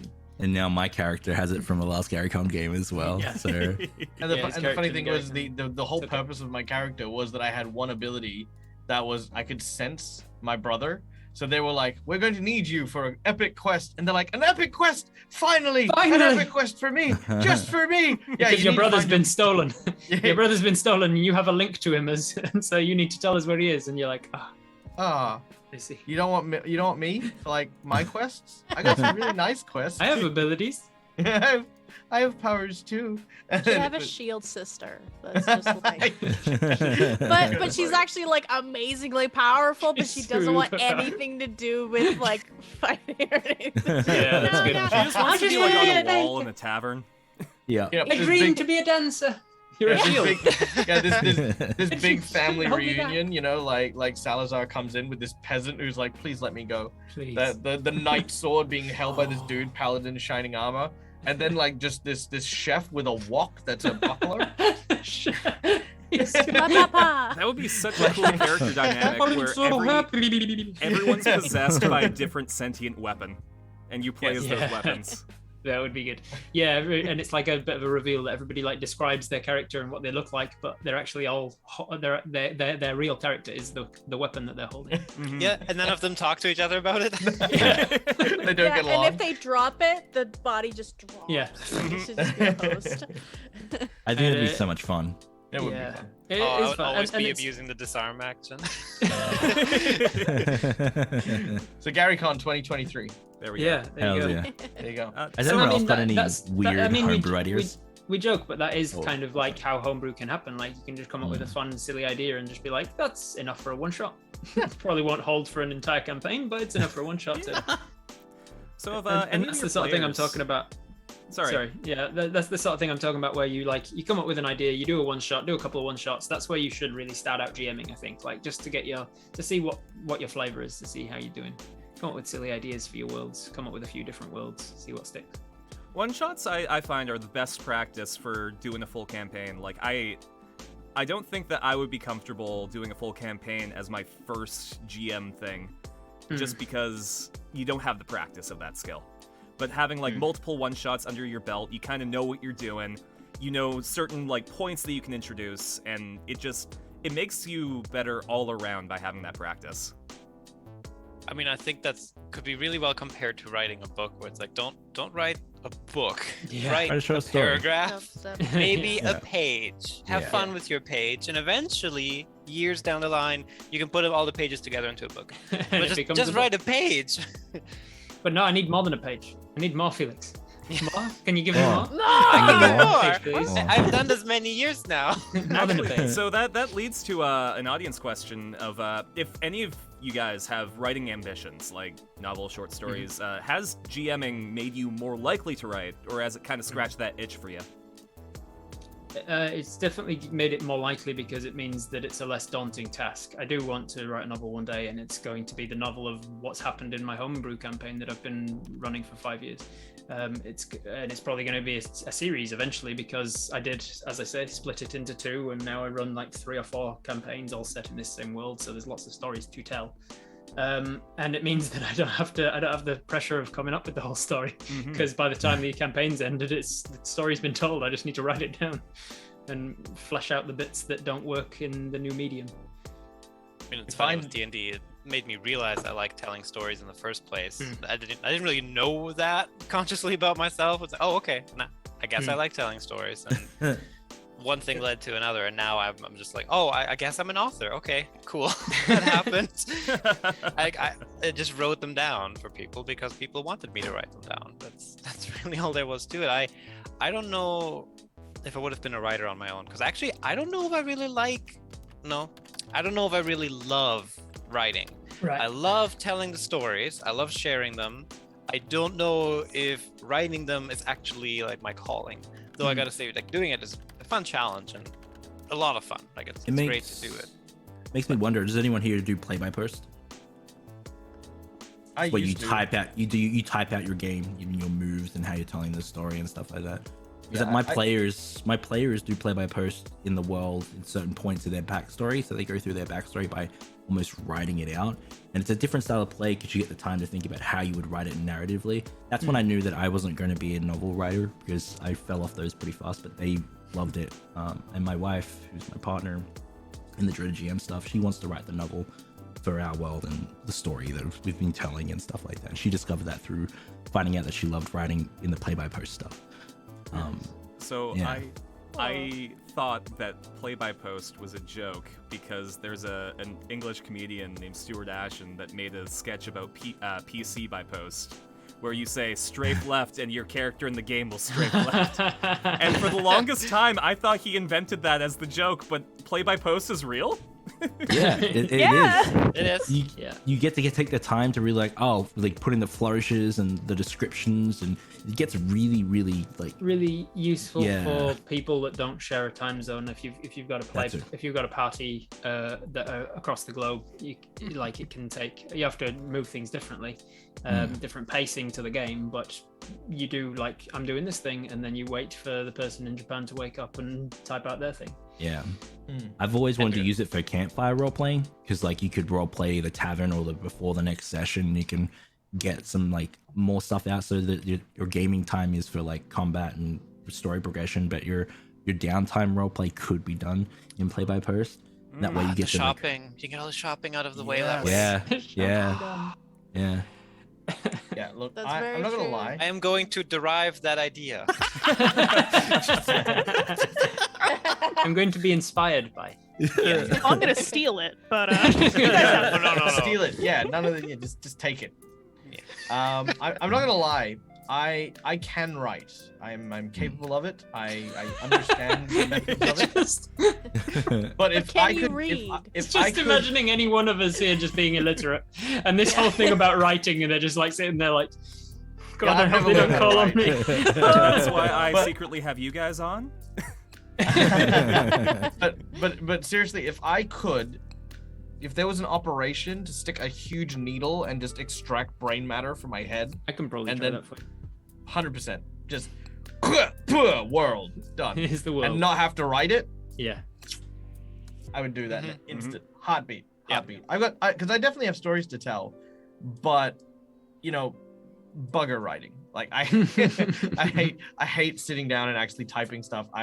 I think this is where kind of my inclination to not want to sit still kind of kicks in hardest, when I have to sit there and actually write things. I actually write a lot of my stuff on Fantasy Grounds, all of my notes, because what I can do is, if I get bored, I can just play around with monsters and roll dice. It's kind of like those little fidgety things, you know what I mean? If I have to, I actually have a book that I can actually write in with a real pen and everything. No, don't touch it. It's a blank thing and it looks pretty. But when I sit down to do stuff, it's hard. Writing is hard. Yeah. Writing is difficult. And I think it's not writing that's difficult. It's keeping up with it and committing to getting those words down. That is difficult. It is very difficult. It's kind I'm hoping for the next campaign, I'm hoping to just kind of write it as I'm playing through it, and hopefully by the end it'll be somewhat done, and I'll just have to organize it a bit. Yeah, it's kind of strange because so the question was, if you DM, it made you kind of want to write, right? Yeah. That's kind of the question. It's interesting because DMing kind of made me the opposite, because I wanted to write. I wanted to do more storytelling and everything. And I had this thing in my head that I was I have to be a good DM then, because I have to tell a story. I gotta be, if I'm not good at this, how the hell can I tell stories, So when I did my first campaign with Felix, It was just a 1v1. I did an entire campaign 1v1. It was great. Wow. I Hells actually yeah. So suggested it. It's really good. It's really fun. From level 1 or what? Yeah. No. I think I so, think yeah. we went up to godhood. We went up to But it godhood. was just like, Level 1 to 20. yeah, it was something crazy like that. How long But it did was that also take? 'cause- It wasn't that long because It was when a year and a you're half, when it's a but- 1v1, You you don't get have it to- done yeah, really a lot of quick. playtime, Yeah, you right? don't There's not a have lot so of- much stuff happening. Not a lot of Like, sitting around a campfire talking with Yeah. the other NPCs. Yeah, and I Shopping. though you voice a lot. Like he had a group of Okay. 8 people with Dude, him, and I had to you- voice all of them. This was on you because Yeah, just I the way did. I played him, and you just gave him like a harem of like 8 chicks plus like all these I other didn't extra plan NPCs. It was fun. It was just like it I see. happened. This is turning into Oh a my different kind God. of roleplay all of a sudden. So your girlfriend gives you a harem. Is that a test? Yeah. I don't know. It was like it was so funny. I didn't mean it. Anyway, Amazing. it just kept So happening. funny. So anyway, So but good. I was like determined, where it was just like, okay, if I can't do DMing well enough, then how the hell am I supposed to be a good storyteller? Which is not a good mindset. Like that's not good. But it like discouraged me from writing. Right. And Mhm. this was like the only time that I started to pick up confidence with actually being like, oh, you know what, I think I can write, was YouTube, because it was like people were like, wow, you're actually good at writing. I was like, Yeah. huh? and, then, Oh, wow. and then it just kind of like grew from there. You were DMing before the YouTube series took off? Oh yeah, like I was DMing the same time Fool's Gold was running. All right. So it was like around the same time, which was fun because we actually we would DM each other, and then we would be like, "You can do that," and I'd be like, "Yeah, you can do that," and then we would just like share ideas and like Nice. how roleplay worked. But anyway, so yeah, I found that like for some weird reason, DMing actually discouraged me from writing, which is like, you know, if there's anybody out there that's in that same boat, like don't worry about it. It gets better. And sometimes it doesn't, just because you're not like super stoked on DMing doesn't mean you can't be a good storyteller, you know? Oh yeah, there's Mhm. definitely different things. Also, Medium. super ironically, before I wrote this book, when I was playing a campaign, I'm like, this time around, I'm gonna sit down and I'm going to write this campaign. I'm going to figure this all out. Yeah. At least like the main story and all that stuff.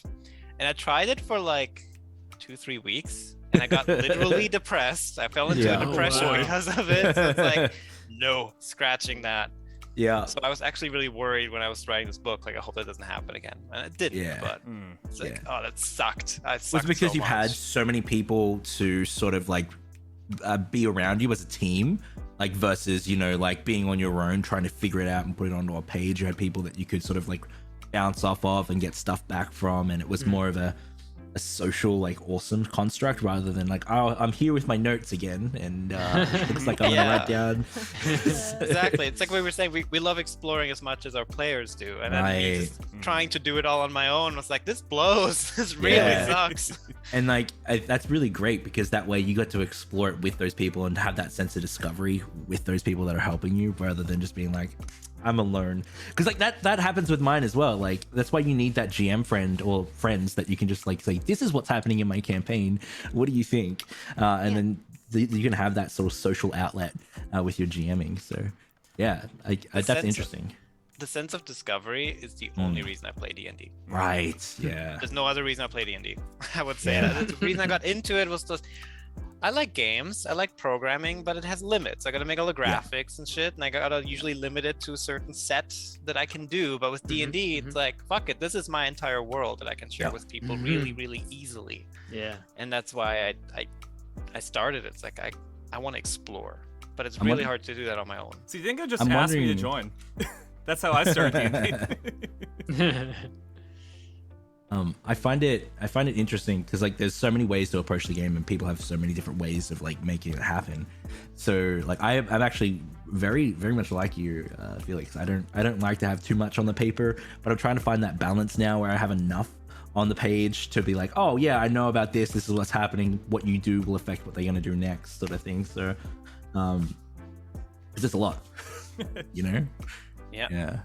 I'm actually like, I'm currently trying to pull up my previous campaign and seeing how many pages I wrote. Like, it's not the Yeah. book. This is just like my own little like dirty little Second campaign notes. or third? What? Which campaign was this? Crimson? Crimson. Yeah. See, I don't even have a folder I for started- it. That's oh, how boy. bad it is. I started collating all of my notes for one of my home campaigns recently, because I realized that I had some of it in World Anvil and some of it on Word documents, some of it in like some sort of Apple documents or something from back when I had a Mac, like God knows how many years ago. And I was like, I should probably try and put all these together. And Does I did, anyone- and I got a bunch of it together in the timeline alone for it, where I've jotted down like what they've done each day. Was like, what did I say, Dag? Like 6 pages, narrow Yeah, margin, something like single that. space. Yeah, it was that was just like Jeez. the day-by-day accounts of what they'd done. Dang. Because it's a campaign that's been running for 5 years IRL, but in game there's only like 3 months have passed. That's how it do, man. Yeah, and so all of Yeah. all the players have to keep reminding themselves, like, oh, our characters have only known each other for 3 months. Like, I think We- in we're Second Son, brothers. my Yeah. in-character notes were like 100. Yeah, it was 2 60-page notebooks, so 120 pages. Whew-wee. Meanwhile, I'm glad on the you DM kept side, 6. That's all I had. Oh, 6 boy. pages. Jeez. And I don't know how many 2 years we played that or so. Like that's all Second I Son had. was 3 because it was 2018 to last year. Yeah, 3 years. I only wrote down 6 pages, like standard Word settings, whatever's on the computer, like 12 point or Mm. whatever. And the Very rest is just basic in my stuff, head. yeah. Yeah. And you play every week, every 2 weeks. Once a week. Once Yeah. a week. Every Easy Tuesday. to keep things in your head when that was when I was the same when I first Yeah. started playing this 5-year campaign, playing every week, sometimes even like more than once a week, because it'd be like every 5 days or something. And then like life started getting in the way. I went back to uni. Things it became not uncommon to have 5 months at a time where we didn't play. And then and when we came back to it, I was like, oh my god, I can't believe I can't remember Where the name were of we? that NPC. I can't believe that, like, it's the NPC that you've been with the whole time. I don't think I've even got a note on who she is, because I came up with her and never thought to write her down, because she's been in my head every single week since then, and blah blah blah. And then suddenly you realize the importance of writing down the notes when you can't play again the next week. Yeah, if it's broken up, you need notes. And that Yeah. and Carson saved our ass a few times. Yeah, Yeah. well, because I was playing as a detective, so I figured, he'll have a notebook. But Right, Well, smart. to keep it, yeah. doing it in character was fun because I only knew stuff that I was there for. Right, yeah, I do a similar thing. Like, I don't write in first person of the character usually, but I do write like only notes for the things that I know. I'll be like, and then Joey went off and did a thing within the shops while I did, or like, well, my character did this thing, and I'll tell about what my character did. What's everyone's preferred ecosystems for note keeping and world building? Microsoft Word. I've tended to Word. gravitate towards Microsoft Yeah. Word. Yeah. I World use building. Google World Docs. building. I really enjoy the concept of World Anvil. Like, I've tried to put Mm. things into World Anvil. A great deal of my stuff is in World Anvil, but not nearly enough to actually use it consistently. Yeah. It just didn't, like, it's fantastic for what it does, but it didn't give me, like, it didn't gel with. I don't know the first thing about coding, and some of the things, like my formatting was always messed up when I was trying to write documents in World Anvil, and I felt like I needed to know like HTML or something to fully use it to its best utility. See- So I tended to just gravitate towards Microsoft Word, because I can just jot things down really quickly while I'm doing it and then put it in some format afterwards. I I was like thinking of having- trying out Word. You got Word. it. You'll Word. make You it. gotta- I believe in You you. gotta use the World words to Anvil. say the words. World Anvil. I was thinking of trying it for the next Yeah. one, but I don't. Like I said, I don't write down too much right away. Yeah. But I want to try to write this campaign as I go, and I think Mm. World Anvil, the format of it, would work really well for that. Yeah. I really The like thing, using the thing I really actual- do like about it. Sorry, go on, Cousin. Sorry. I really like using pen and paper, which is kind of outdated, but the idea I of like like going back and like looking at stuff that I may have crossed out or like possibly like delegated to something else, I can't do that in a digital format because I can just hit backspace. Right. So a lot of ideas are lost to me, at least, when I do things digitally. But when I have a notebook, revising stuff and gaining new ideas from past mistakes just The really helps me process set is things up. That's the really process is interesting. mis- Yeah. Mhm. I'm using World Anvil more and more, especially since I've now decided that Foundry is going to be my VTT, because you can actually bridge the two. so you can actually import your World Anvil stuff into your Foundry. So when you have articles and art, you can actually share it to the players, or you can quick look it up in your Foundry after an import. Oh, that's clever. But I will say the one thing with World Anvil is there's so many things that you can do with it. It's like almost too much. It's like, oh my gosh, I could just right. So like you have to like take the time to learn the tools, and once I do like learn everything, it's going to be like awesome. Yeah, it's a little bit overwhelming, but it does take, as you say, it takes a long time to work out what you can do with it, and it's also not for the sort of person who can get easily distracted while world building. I find, because they offer you so many different prompts. They'll be like, create a new thing. What do you want it to be? An organization, a myth, a legend? Do you need it to be a character? And you're like, character, okay, who's this character? What's their name? Have they got any other nicknames, aliases? Have they got a birth date, a death date? Who are they related to? And then you can go into their family tree. And you can, it gives you all these. It gives you a load of like prompts. But if you're the type of person who's like, well, there's a box for it now. There's a drop down box on this character that I'm creating, so I need to fill it out. I need to know if they're allergic to peanuts, because there's a prompt for it. So I need, Well, and that goes back You to can definitely the get book down the that rabbit I hole. pimp out all the time, Manga in Theory and Hey. Practice. It's got a character chart. I don't know if this will pop up very nicely, but it's Oh, a bunch there of you go. different questions that you can ask yourself when creating a character. So like, do they have pets or plants? Are they nimble? Do they know any languages? What medical operations have they had? Like, it's just a huge character history that will give you like some bullet points. I love that. Does anyone have supplements or books that they recommend, like they swear by, or is there any secret ones that you don't want to share? Before we switch topic there, I was gonna say, I agree with everything said about World Anvil. I do love World Anvil. In theory, I am in the process of learning a lot more about it as time goes on, and would say that if you can like get into it, because there's tons of support you can get from the community as well regarding its use. It's one of those like long-term investment type things. Like, you know, if you want to do something immediately, writing it down in a book or writing it down in a text document is like good. But the trouble is, you know, when you're a year or two down the track and you're like, where the hell did I put the note on Scabatha? So World Anvil's kind of like the reward for that GM, not the GM today, which is how I describe it for the most part. That being said, I need to take a week off and be like, this is my World Anvil week, everybody. I'm taking a holiday from streaming and everything else, all of my other commitments, and just spending a week learning how to use World Anvil. Yeah. You know what? If you do that, I will join you side by side. It's actually at a point for me now that because I've started converting my notes over there. But when I need to look something up, the first place I go is World Anvil. I type in the search bar and I can look it up. There's been times when players have asked me about certain things that I've forgotten about, and I go to World Anvil and I can search it up. You can do the same thing in Google Docs, but you have to go through. You have to trail through all your Google Docs that you have.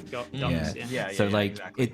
It is definitely a time investment, and I feel like it'll pay dividends as you like sort of like incorporate it into your everyday GMing. So the one thing I do love that I do use most at the moment is it's an app called Scrivener, and it's more like a almost like a like bulletin board.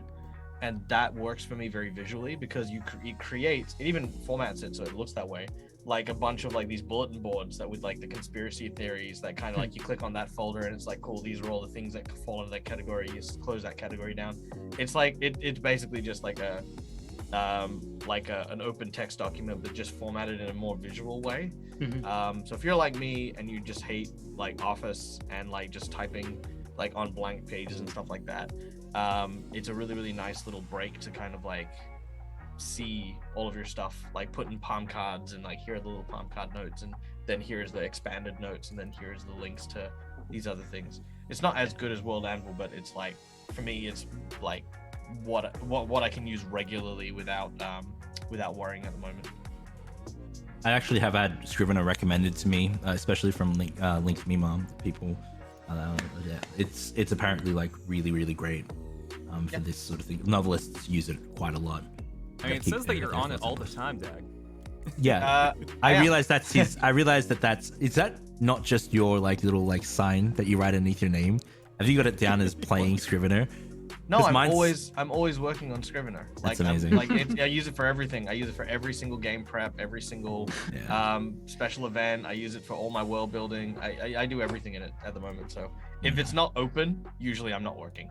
This video is sponsored by. Yeah. I am not sponsored by them. I had to pay for the freaking app, and then like Gotta it's like- contact them and be All right, like, so Yeah. if they want to Yeah. sponsor me for this Send them video this link. before DAG. yeah. But no, I do recommend it highly, especially if, like I said, you're like me and you kind of prefer a slightly more visual medium. It's it's definitely helped me me a lot in regards to that. Creative Garden raises a good point in the chat there. It says that if we all just take the same week off to learn how to do World Anvil or Scrivener or whatever we need to learn how to do, then there's just nobody streaming on Twitch for that week, and then everybody who usually watches us is forced to take the week to also work on their own campaigns and do their own Yeah. world building. We That's could just make actually it a amazing. world building week, and it's There we like go. there's no streaming, there's no Well, nothing. you know, there's It takes a week to do world building. well, you know, in December there's they run an event called World Ember where it's Oh like my a writing gosh. sprint. I got right Um, into it last year. It was my first year doing it, and because they gave me like an incentive, which is like this little medal on your account. So it's like you can go well build, and the more you well build, you unlock new medals. I'm like, well, I need that achievement now, don't I? Absolutely. You know, that's the you know that's the You've given- equivalent how of mu- getting how a much gamer sticker in score do you primary get? school, right? You've given me a quest, and now I have to complete it. What am I meant to do? You bastards! They knew they were tailoring it to. Yep. And you know what's really funny too is that Dredd is this way, but he actually knows the owners of World Anvil as Yeah. well. So you know, Yeah. like it's extra funny that he's falling for the marketing ploy. The marketing ploys that they're doing. I'm actually gonna go see if I've got my medals or not. Oh man. You should just stream that you're learning it together. Then Yeah. I think it so. covers Yeah. everything. I've you guys just considered that bitching though. at each other. That's It would basically devolve into Wait, us it's just okay. bitching at each Somehow other. it's all of us, but we're sharing the same mouse or something like Strafe Oh, it's right. gonna- Strafe it's, right. it's gonna be us Other all right. just trying to learn. Just trying to learn it will be us being like, "What are you talking about? What button are you? What button? A symbol Oh, there." you're even on Like, this page. And you know what? Yeah. Just for fun, we should do button like doesn't a charity roulette type thing, like raise money for like a good cause, and then whoever loses that roulette has to do the whole thing on their mobile phone. Oh boy. Oh god. no. Oh Jesus! Oh no! Oh man! I've been at games where I'm like, I'll just quickly look something up on my phone and I'll get into like the World Anvil or something, and I'll be like, oh no! How do I get rid of that sidebar? That sidebar is now taking up 2/3 of the screen. Yeah. How do I minimize it? Oh, I've clicked on something. Damn it! No, I didn't click on it. Ah. No. So to bring things back to some audience questions, what do you do when people around your table have varying experience and skill level? Like someone who's DM for 13 years that's DM meta players who's super RP heavy, played it once or twice, and someone whose first game it is. Like in terms of how that affects your world building, or just like in general. And can I add an addendum to that real quick? I love how me, Rob, and Dre are just like, "Bleh." yeah, sorry, I really feel Sabrina that. has barely gotten a word in edgewise. I haven't wanna heard say Sabrina's please voice all game. words, okay? Sabrina. Can't just be the Don't worry Three about it. Stooges everywhere we go, okay? I know. Don't let other people talk. Yeah, I know. All right. So anyway, Just Sorry, purely I'm direct mute. this question. the point that I want to make It's- here is that I think we need to clarify what we mean by experience, because as far as I'm concerned, the length of time you play doesn't mean anything to me. Mhm. Because for me, you could have been playing from the 70s and you could still be playing like garbage. The difference is you'll be telling me how you've been playing since the 70s, right? I think experience should mean people. Look, I mean, I've met them, and don't pretend like you've not. Everyone's met them. experience and right. levels. So Yeah. None of this. Turn on dead used to be actually useful. Yeah, back in my day, dwarves didn't know magic. Yeah, shut up, Grandma. Stone cutting. to play D&D. Oh, man. inspiration advantage? You get one look. dice roll. So just to define that, I Mhm. would say that for the purpose of this question, experience should mean someone who is comfortable enough to engage in the game in a way that isn't going to be disruptive or otherwise, kind of grind a game to a halt. Someone who So I will guess help. what you're saying is like define what experience means and what is good Well, experience. I'm just saying what I define experience Yeah. as. You know, I experience. sure. So an experienced player is someone who I don't need to worry about. You will engage with the story, you will add to the adventure, and you will keep Right. things going. I will not have to spin wheels dealing with you. Is what I define as experienced. Yeah, from what the context of this question, I can gather that it's like if you have a player that knows D&D and is to be playing it for a while, how do you balance it against another player who's going to be new and have to have everything explaining it to them? Just keeping things interesting for both archetypes of players in your world. So like if the new player's asking like, you know, what does the tavern have? Like how do I use this tavern? And the experienced player's like, you order a beer and leave. I mean, that's almost like on the players in a little bit because Yeah. let's say I've got a super experienced player and a super new player. It's like not really comfortable with role play, doesn't really know all the dice rolls yet. I would say if they're good people, the problem almost solves itself because it's really easy to get a newbie started if they want to engage and if they want to learn the rules. That happens really quickly. I mean, God, Dingo hates math, and even she plays D&D 3.5. I mean, God, Avery. Called straight out. Just Yeah, exactly. So if you have good players, that problem will solve itself. I mean, as a DM, you want to just kind of help them along. You want to I would say something I would do with the new players, ask a few more questions of like, how does your character feel about this? Or you're like, you know, hey, what might you say about this? This guy you spat in your face. You're just gonna let him do that? You can prompt a little more. Yeah. Mhm. I agree with that too. Yeah. I think Yeah, because like Usually at that's my it. tables, generally what I'll do is I'll ask them questions if they're not connecting with it. Like, oh, what does that look like? What do you do here? How would you like to do that? But my answer, we've got a new player that's joined my roster recently, and he hasn't played as much as the others. And community is like one of the most important things at my table. And so when we invite a new player to the table, we take it very seriously, making them feel welcome and able to connect to the story. And that's why we have tools like favorite moments that, you know, gives everyone a pat on the back for trying and connecting and stuff like that. I also have actually, which is an inspiration rule. So if we're all working on the rules and how they run together, it's the actually player, the rules lawyer, doesn't get punished. Like actually you get inspiration. If you already have it, you can bounce it. Just a lot of like positive building things and almost celebration of being together and playing together. And if you have shitheads where one Yeah. is getting really pissed off that the Yeah. movie doesn't know what they're doing, then they shouldn't be. We playing have a talk to together. them. And if the experienced guy is a shithead because he has no patience, then he needs Yeah. to go. And if the newbie Yeah. doesn't give two shits and is just on his phone the entire time, then I have no time to DM them because they Yeah. obviously don't have time to pay attention. 100%. If you're offering them. an experienced player, you know that the goal is the entire table having fun. So you'll wait and let that new player learn. Oh, yeah. And, you know, to bring it back to the context of world building, that new player is going to have questions about your world that an experienced player might not actually pick up on, like that it just goes over their head because it's something that they wouldn't consider because they played for so long. So fresh views and fresh opinions in a game from a new player are awesome because Yeah, they that's add so good. nice spice to the game. I love playing with people that I haven't played with before or run with before because they bring in a new way to look at things and you know interact with things, and I haven't played with them before, so I get to see what their creativity is like. I love new players, whether they are the new to the magic, game or new to the table, right? Exactly. Well, and they'll also bring like some stuff that they're familiar with in too. So like if they got into D&D because Magic the Gathering had a crossover with it, they'll see things from the perspective of a Magic player. So that might be like an idea for resource management that you get later on in the campaign. I play Oh, a yeah. card, and they're like, no, no, no. Okay, I tap my mana. You've revealed my trump card. We try to do something called maintenance. We started doing maintenance like every 6 months. Our tables will sit down and just sort of go over grievances and stuff like that. But those maintenance sessions were really hard to upkeep, so we've just started doing maintenances at the end of sessions. So if we did have that conflict between the new player and the veteran player, we would just sit down and say, hey, is there anything you guys want to talk about? We noticed some, some tension here or stuff like that. And it's just it keeps our tables healthy and happy. And usually there's not much to go over.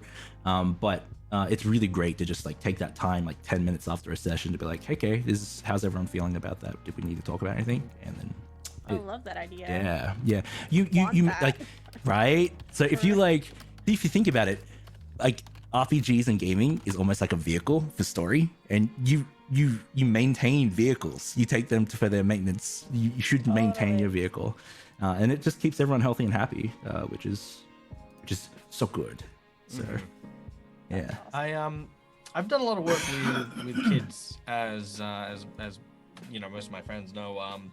And because it's a public game, we have tons of moments where the kids that have been there for years interact with people who have just walked off the street and never played D&D before. And one of the techniques that I use that I think works incredibly well, especially because I think a lot of people who are experienced are frustrated when they don't have anything to do.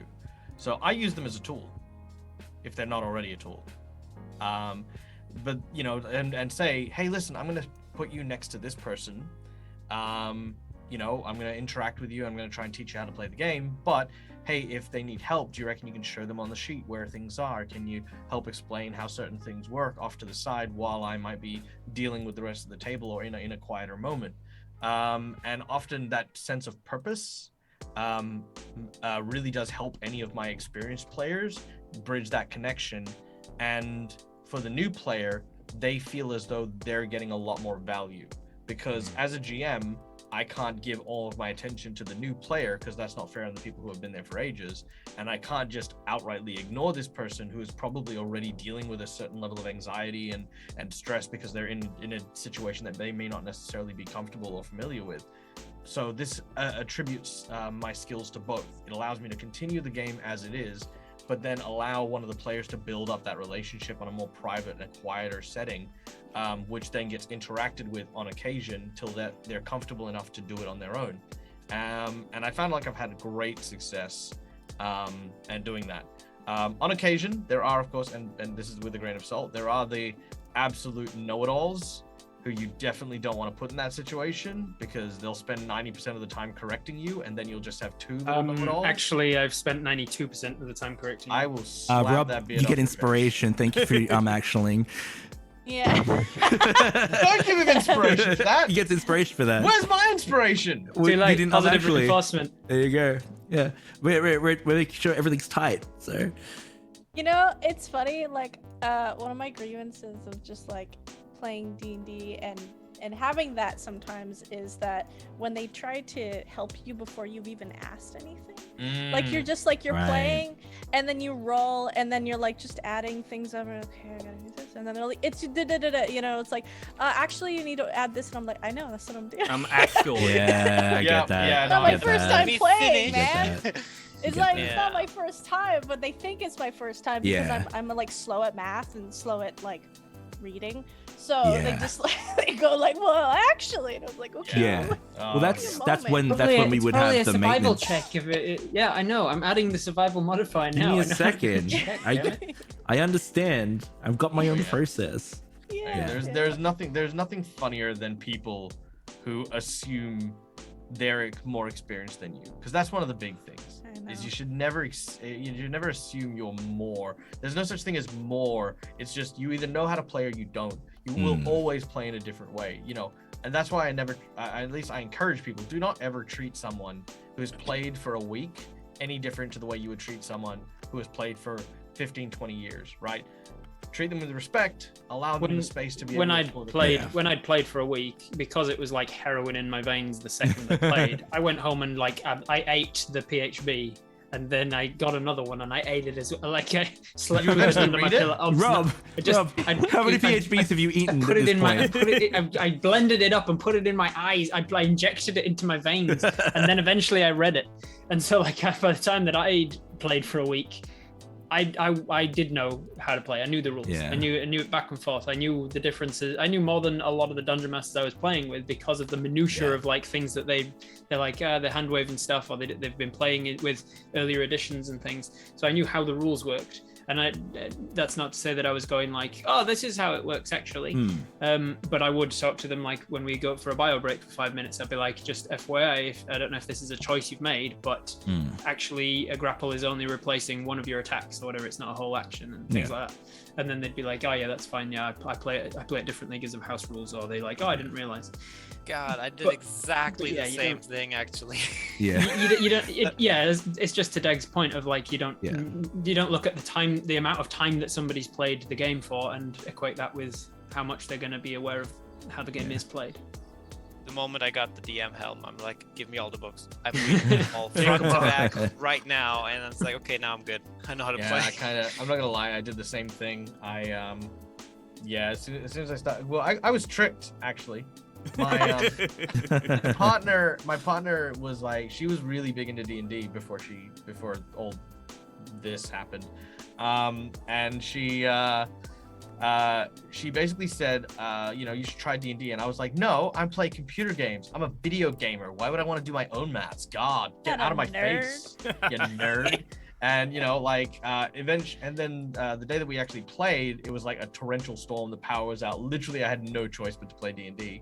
And she tricked me because she said we were playing Pool of Radiance, and I loved the video games for like all the D&D stuff. Like I loved Baldur's Gate and Neverwinter and all that, and I never knew that they were D&D. Like I didn't know that's what D&D was. And then so she said, oh, hey, we can play Pool of Radiance, and I was like, yeah, let's play Pool of Radiance, thinking that she had a laptop or something. And then she busted out the module that came with the adventure. Oh boy. And then she ran me through Pool of Radiance, and I literally, as soon as that happened, it was the only book I had, and it was the dumbest thing in the world because I literally just sat there and read through the adventure I just played, and it was like, how do I do more? This, but more. And then just bought more books and did the whole thing. So that actually leads into an audience question. Do you notice any differences in world building methods and practices across versions of games? Like building stuff for 3.5 compared to 5e compared to Pathfinder? Stats-wise, yeah, but lore-wise, not really. A story is a story. You can use any system that the game rules just facilitate the story, so you can make it fit pretty much anything. I got a question. Have any of you guys played Numenera? It's on my list. Literally never heard of it. List, Dread. What? Everything's on your list. Get Fate. Play games. I'm gonna get Fate Core. We're going to do this. There's no such thing as a Ghana Nobel Prize, Dread.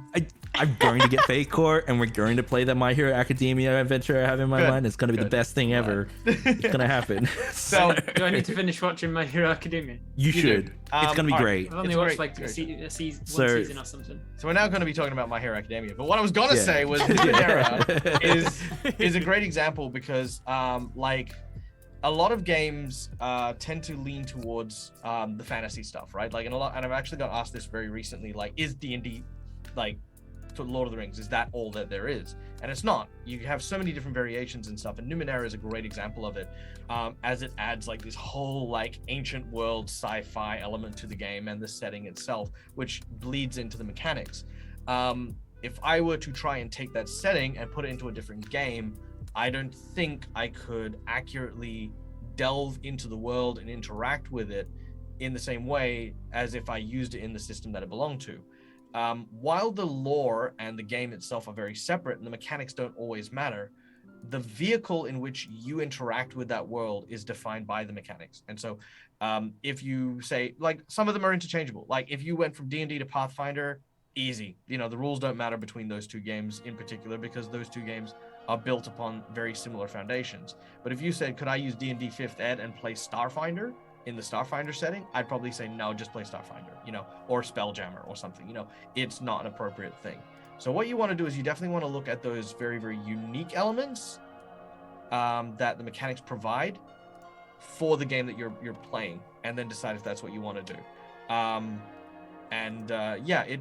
It is tied together very, very tightly within the genres, but not between them. So I would say the Firefly RPG, if you've played the Firefly RPG.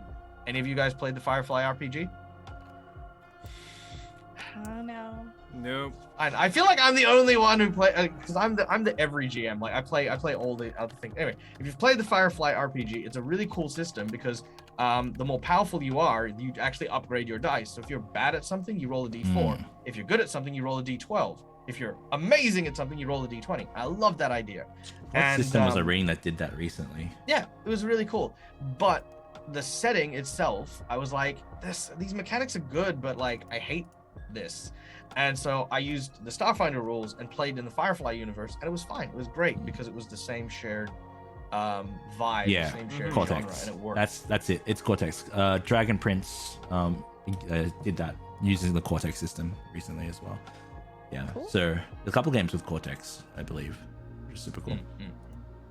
More Can I systems just- is I great just- because essentially we are game designers when we sit down to play, right? And like the mechanics sort of inform the storytelling and the gaming that we do at the table, right? And that's why like playing different systems will actually help like your idea of like how you want to approach certain things and cool things that you want to add to the game. Like just recently I've added missing sucks to my roster, a toggleable rule, which is if you don't do any damage on your turn but you intended to do damage on your turn, you will do your proficiency bonus towards whatever your intended target was for the damage that you intended to do, which is something that I heard about from bunkers and badasses, where you don't miss on your turn.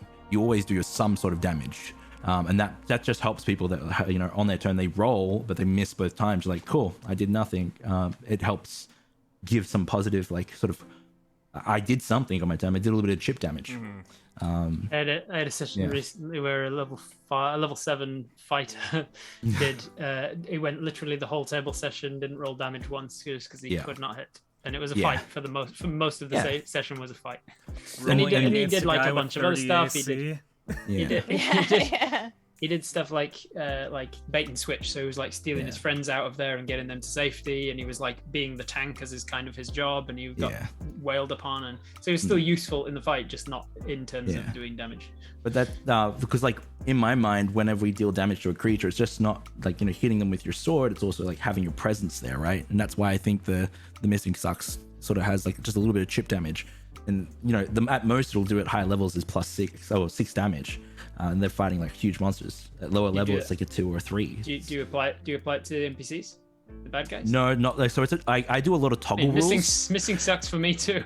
Yeah, so I do a lot of toggle rules, and essentially I'm like, players can decide, they can curate their experience with my homebrew rules. Like, no, we don't want this rule, we don't want this rule, but we want this rule, and then I let them choose because I'm pretty like go with the flow. But your bad guys, when they miss, they don't like if your players have toggled on the missing sucks rules. Yeah, they don't get hit when the players when the bad guys. I'm still play testing it, so it's a brand new rule. So I'm like, I might test it in the future and see if they want to do that, because I also wanted to look at doing stuff like difficulty settings. You know, like if it's on hard mode, then missing sucks goes both ways and stuff like that. Yeah. And because monsters don't generally have a proficiency bonus, I would just do their CR to them. They do these days. Round up to 1. That's one of the things that they've changed. Oh, they are. Yeah, they are. Yeah, you're right. They're introducing proficiency bonus to the stat block. Yeah. I guess it also depends on if you like describe stuff on certain things, because like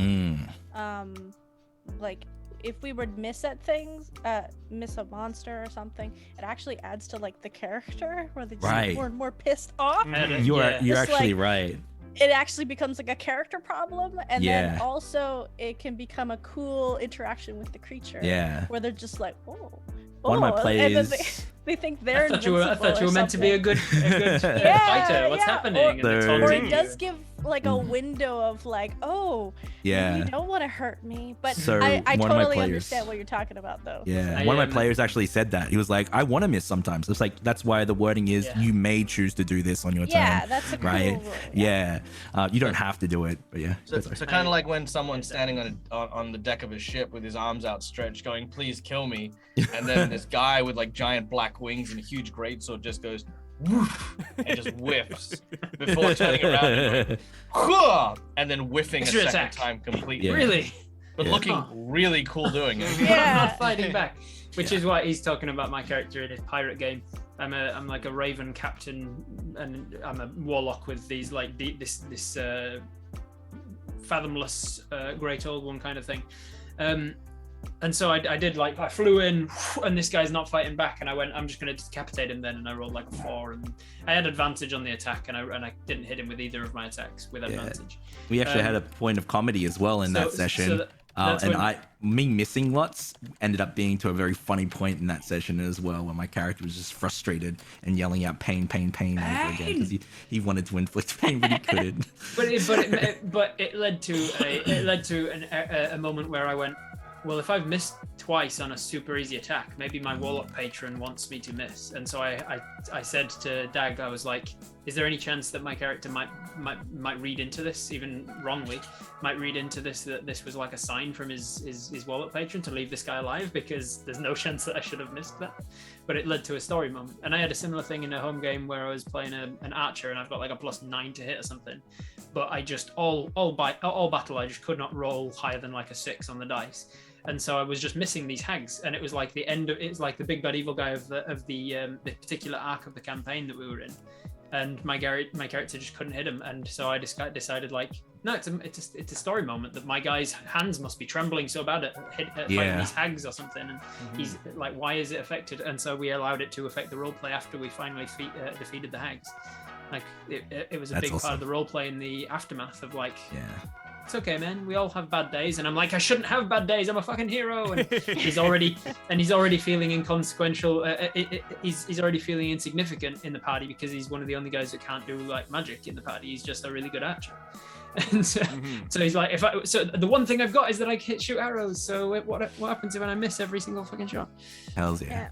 So I do like missing sometimes, and as long as you're like describing it and like adding it to the character, and and sometimes a miss isn't anything on you. Like you didn't you didn't miss the shot; they just blocked it, or they dodged it, or something. It's more on them and their abilities. Yeah, I love failing. Or it didn't do damage, but it cut across their cheek. To talk about Pathfinder a little. Pathfinder. Do I have Pathfinder to put this has in two different. Pathfinder has 3 different armor classes. They have your AC, your flat-footed AC, and your touch AC. So you actually can tell when someone hits the armor but doesn't actually penetrate the thickness of the armor, or if someone actually dodges the attack, because if they, you have where they actually hit those AC bonuses. And I've used that so many times just to like describe, like really powerful blows actually hitting a creature.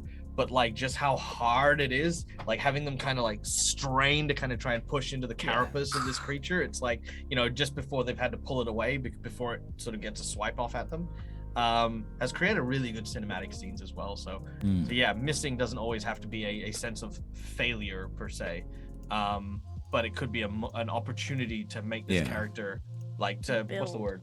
So that's why I put the word may in there when I quite literally wrote down the road just this week. But the may is in there because it's a storytelling tool. When you do those awesome descriptions, like, oh, it's meant to do something. And that's when you can say, I'm going to do the missing sucks. Or if it's like, no, I don't want to miss because I want to role play that. Yeah. And then that's when you can miss. And I'm actually really, really glad that my player Achille brought it up. It's like, I want to miss sometimes. Like that's actually a really good point. And I changed the rule. That's why we're still in playtest of that rule. But it's working out pretty well.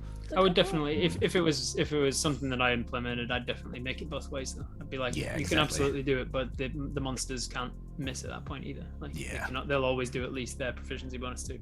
Yeah. Yeah, I like that. It does make things more tense that way if you put that in there for the monsters as well, right? It's like, ooh, that's more scary.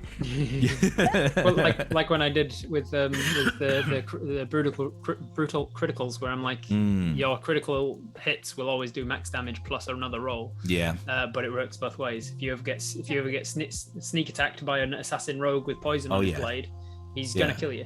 So actually, to build on that and kind of modify a user question. So the question is, have players ever picked up on something that wasn't originally there, but their idea ended up being way cooler than your original plan? But on top of that, have players ever done something and rolled high enough to change your world based on their actions? Yeah. I quite literally put my world in my players' hands. To the point where they put them in front of something called the Life Giver's Loom, which is like the flame of life, and it almost got extinguished. Which means the world would have went through this very kind of like no new births, no new life can be breathed into the world because the flame of life is gone, which is a brand new sort of game and world consideration. I think it it's in storytelling before, that whole like we can't like we're not getting newborns in the world because that's gone, and that almost happened. So I put my world up on the world, and I want to see how they interact with it, how they build it, and how they break it, and that excites me as a GM.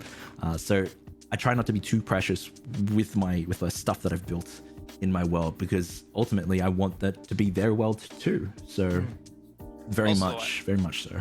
Also, I like forcing players to influence the world in that way. Like, I mean, if you guys remember, I put you against choices that could have ended the world, maimed the world permanently, or also you improved it for the better. Like, remember, you guys traveled back in time, like way millions of years back in time, and then convinced gods that all dogs are holy. Yeah. And That's that is so why dogs are good. good boys now. You did that. It makes me so That was happy. Avery. He's Yeah. a good She boy. did So that. definitely the players should be having that kind of agency in my Awesome. opinion. And I don't think that you should be so attached to your world that you don't allow that to happen.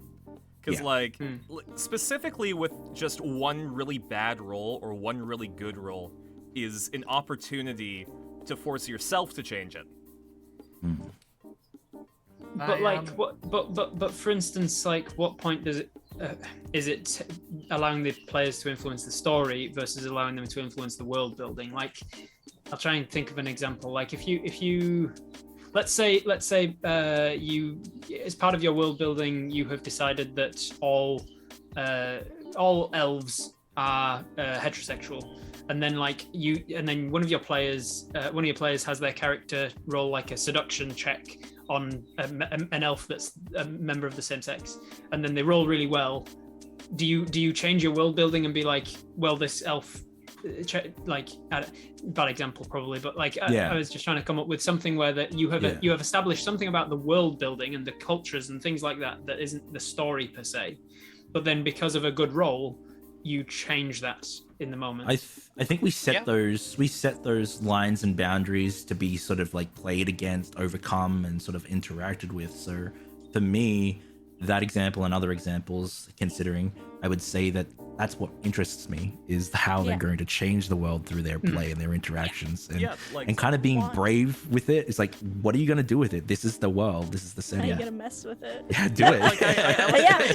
It's literally giving them a gun and be like, do it. Like the seduction check, as an example, you have now introduced the possibility of a non-heterosexual elf. Yeah, and because I think you're right. Like that's the fun of making the world. Whenever you make the world building, the stories always happen most interestingly about like, yes, but like this is the way it is, and it's the way it's always been. And the story lies in what happens when the one guy is born without horns or whatever. Like what happens when there's an exception to that, and you go, that now there's a story about like why. What is it like for the first elf that's ever been born to be attracted to the same sex or whatever? Yeah. And there's the story in that. The exceptions are the story sometimes. There is something that I read or heard. I don't know exactly where it was from, but the GM's character is essentially the campaign and adventures and the world itself. And so I feel like if you're not willing to develop your world and your characters and your adventures through interaction with other characters, it's almost as if you're not a part of that storytelling experience in that sense, right?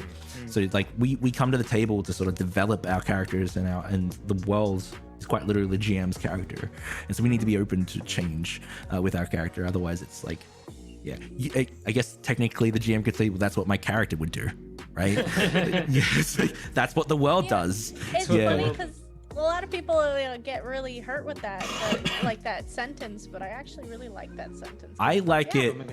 I like it when other people say that about my character, right? So I've done my job as my character. If I've informed the other characters at the table and they understand that's what his character would do, once they know that, I've done my job as either a player or a GM. The problem with it is when it's used to justify it's what I want to do. Yeah, like exactly. I think a reluctant, that's what my character would do. Like if you're up against it, I'll go for it, sorry. No, I was just gonna say, if it's actually your character, then but if it's just you, then it's different. because it's what I want. It's what I want to do. So I'm going to tell you it's what my character would do. Yeah, that's the difference. Where it's Yeah. just like there's been tons of times I've had characters that have done things I don't want to do. Where I'm just like, that's what my character would do. I really don't want to do it. And everybody knows around the table that I don't actually want to do it. But but everybody agrees that's what your character would exactly. I think that's the best. That's where I want to be. version of that. Yeah, I think for me, when I look at that definition, I kind of think like rather than like strictly that's what my character would do, it would be when you are justifying an action that as a player you knowingly understand will impede or take away the fun from somebody else at the table, if not multiple people at the table, and going through with it anyway and using that as justification as to why. Because while I think it's important to have your characters personified in a particular way, I think between the importance of personifying your character in that way and having fun with the people at your table, I always vie on you're here to have fun with people. You know, you're not here to plunge the depths of your method acting Stanislavskian method at the expense of the people around you. You know what I mean? And I've played with actors who legitimately do this, where it's just like, nope, I do not care, for my character is Sir Wanky Pants, and he shall slay the queen because she is immodestly dressed. But she's the quest giver. She's about to send you all on this big quest. I cannot, for it were what my character be doing. And I stab her in her breast. And it's like, well, cool. Now there's no adventure. Thanks for that. You know, your character. You know. I offer hooks. If I ever have a character that's like that, I offer it to the players to sort of inform and interact with it. So, for example, the game I'm playing in Sirens and Silver, I'm playing a Conquest Paladin, and Conquest Paladins are very driven towards conquest, and I have to figure out how to make my character integrated into the party, but also if my character's going to do something dumb, I let the other players sort of interact with it, so that they can be like, hey, no, you shouldn't do that. That's a bad idea. 100%. And here's why, right? So, and if there's no one around to be that voice of reason, he will do it. But I gave the opportunity for the other characters to sort of like interact with it and change his mind. The opportunity for the other characters, the other opportunity for the other players as well. Like in that same game, I'm playing the captain of that pirate crew. And so even though as players we're all on the same level, as characters we're not. I'm the authority. My character is the authority. And so like after that first or second session, there was you guys had done something that I was like, what my character would do is punish you. I'd probably fucking killhaul you or something. I'd cat and nine tails you on the mast of the ship. So I approached you all outside of the game, like between sessions, and said like, hey, I think the captain would want to punish you guys. How do we all as a party want to handle punishment and things like that? What's the relationship between you guys and my character, and how is that going to work? Allowing for that space for input from everybody. Communication is key. Yeah, you can also tell sometimes I've had a character that I didn't really understand how to play them until it was like, oh, they actually wouldn't be cool with this. I don't know why. Like I didn't know that they would actually not be cool with this until like I was trying to play a lawful good character. Never played this before, and I was trying to figure out where their line were. But I would actually tell the DM as the quest giver or something, and be like, actually, my character wouldn't do this with this character because that character is actually like a thief. And I don't think they would work well with that. So I would tell at least the DM, and then the DM would be like, okay, well, let me think if we can work with this or not. And then if she does work with it, then how can we justify it with her character? Like, we both work on it. We both we both have to be like, this is what your character is gonna do. We both have to decide. Here's the deal. I need you to do this thing. How do we justify it for your character? Like, because you don't. As players, I need you to go on this quest. You don't want to throw a lawful good character into you're gonna be like working for like bandits. Thieves Guild. It's like, come on, man, that's not gonna. That's just not how it works. You know? We're gonna be killing babies today. Do you have a problem with that? I made good people work for Lich. Well, and I think that's the big thing, is that shows an acceptance and an understanding that you're in a space sharing a space with people. And I think the stigma behind the phrase itself comes from people who don't understand that. You know. And I think you're right. I think there is definitely fun to be had when you do things that you as a person don't necessarily want to happen, but you know that your character will do, especially the martyrdom moment. Those ones are always the hardest ones because you love your characters, right? Like you really invest in them, and that moment where you have to lay down your life, unless you're Rob, because Rob tries to make everyone cry because he's a wanker.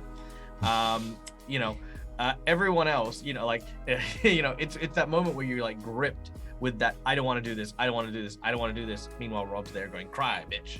And we're just thinking, like, no, Cry, do it. bitch. Don't He make did. me get He the did. mace. First time I played with Rob, he literally sat there and said, "My person is no." It was a Valentine's Day. I understand, Valentine's Day game filled with love and joy, and there was And this emotions switchboard, and tears. and there were these crying. switchboards that had all these Oh, love okay. connections, This is and Hallmark. everyone was Lost doing and that. lost love. And then Yeah. Rob describes his as like this withered, frayed rope that is just dangling by a Yeah. thread 'cause my guy off a is- socket no one looks at. Yeah, was my so guy good had there. used it too much. He'd loved As- too much, and had broken his love connection or his love cord or whatever it was. Just why? Yeah, it hurt my soul. I love Then your I, roleplay. then I won. Yeah, you did. That was a great Then you game. won. Then I It was won great. love. Yeah, but yeah, no, it's a whole, it's such an interesting concept too, because again, it goes into what we say. You can't judge someone based on appearances, because someone who says this isn't automatically in the category of, oh, you said the cursed phrase, you know, vi, shun, shame on you. You know, it's like some people actually do it to great effect, and there are other people who do not know, have not watched Spider-Man, and do not understand what great power comes with. So, you know. A Great power comes bill. with a whiskey sour. It does. So The, yeah. the people Bring it back to world building, The people I who've think- watched me in Twitch Tales don't have any idea what you're talking about. By the way, I never make them cry. Yeah, of course. Why would they ever know that? My interactive Carson, game did of you have a Twitch Tales. question? Yeah, you got a question. Raise your hand. Yeah, Okay, so raise your hand. yeah, All right, Aussies, we won't shut up. Like We'll keep hands going. up. That's the easiest way. Or just say like hands on heads. We'll Well, like it, just see how quick Canadians that don't goes. talk. Like Well, we there- just like don't. Like... there's also the thing where you guys are really, really good at answering stuff that I have in the queue while you're discussing it. So I've That's deleted like talent. 8 questions while you guys were just talking That's a about stuff. talent. But I do Just have for one time, that because was you won't shut up. earlier, where Dag was talking about sci-fi settings, and is there anything different that you would like that you do for sci-fi setting compared to like high fantasy? Or as another question said, like how would you use certain skills like Arcana in a heavy machine world? Are you looking at like how sci-fi settings would interact with magic as an ability? Like if you're still playing D&D, but sci-fi is available? Yeah, like how would you flavor it? So like you have I knowledge think- Arcana, would you, if you're in a heavy machine world that isn't necessarily magic, would you reflavor knowledge Arcana as like knowledge Steam engine or something like that? Knowledge Steam. Knowledge Steam, it's my car. Steam library. Knowledge iPhone. Yeah. I think there's sort of, if you're strictly going with using D&D, like 2 roads there. Either it's there is no magic and anything that would be magic is achieved via technology and we're just reskinning all of it, or magic is real, wizards power machines, it doesn't matter, and we're just going to add on some technology stuff. Mhm. Like Pathfinder Numeria, the technology setting with all the technology stuff. You can play Numenera, you can play Starfinder, or you could play regular Pathfinder, which has knowledge engineering and crafting skills, which allow you to craft whatever you want. So, you can actually legitimately just do it. Just take D&D, put it on a shelf for a day, you know, crack out some Open wine Pathfinder, take the technologist feat so you can use it for Yeah. technology. Exactly. I know Well, an a whole idea. book on it. The Technologist Guide is wonderful, absolutely wonderful. I mean, I know, we've fu- played like what? Well, I thought of a cool idea that might be fun Oh yeah? if Yeah. you mix technology with magic. So the concept is that everybody has magic, but everybody has a lot of magic. Like they're filled to the brim with magic, and they've kept technology to try to keep it all back. So they're like wearing stuff to kind of hold back the magic or something like that. And then That sounds so like that. cool. you could mess some stuff up with that. That could That's actually be cool. really fun. Where it's just like, yeah, it's kind of like, you know, how people like might have hearing aids or like little technology bits, but it's just like actually on your body just to keep the magic from oozing out and causing chaos. Mhm. Can That you could be imagine the fun. panic You'd think when after your a armor lifetime of deteriorates? sips.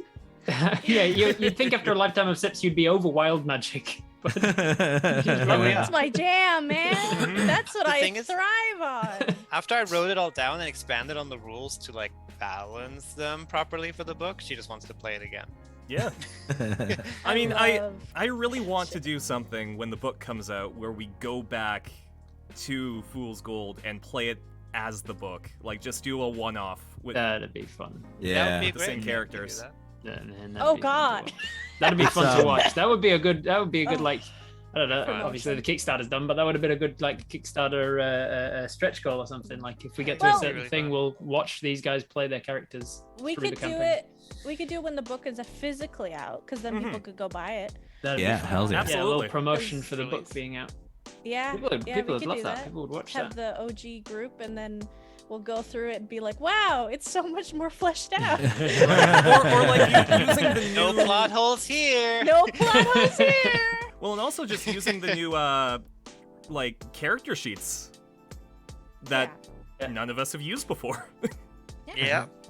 It would. Hey, It's gonna be weird to see our character sheets Yeah, and be I like, imagine.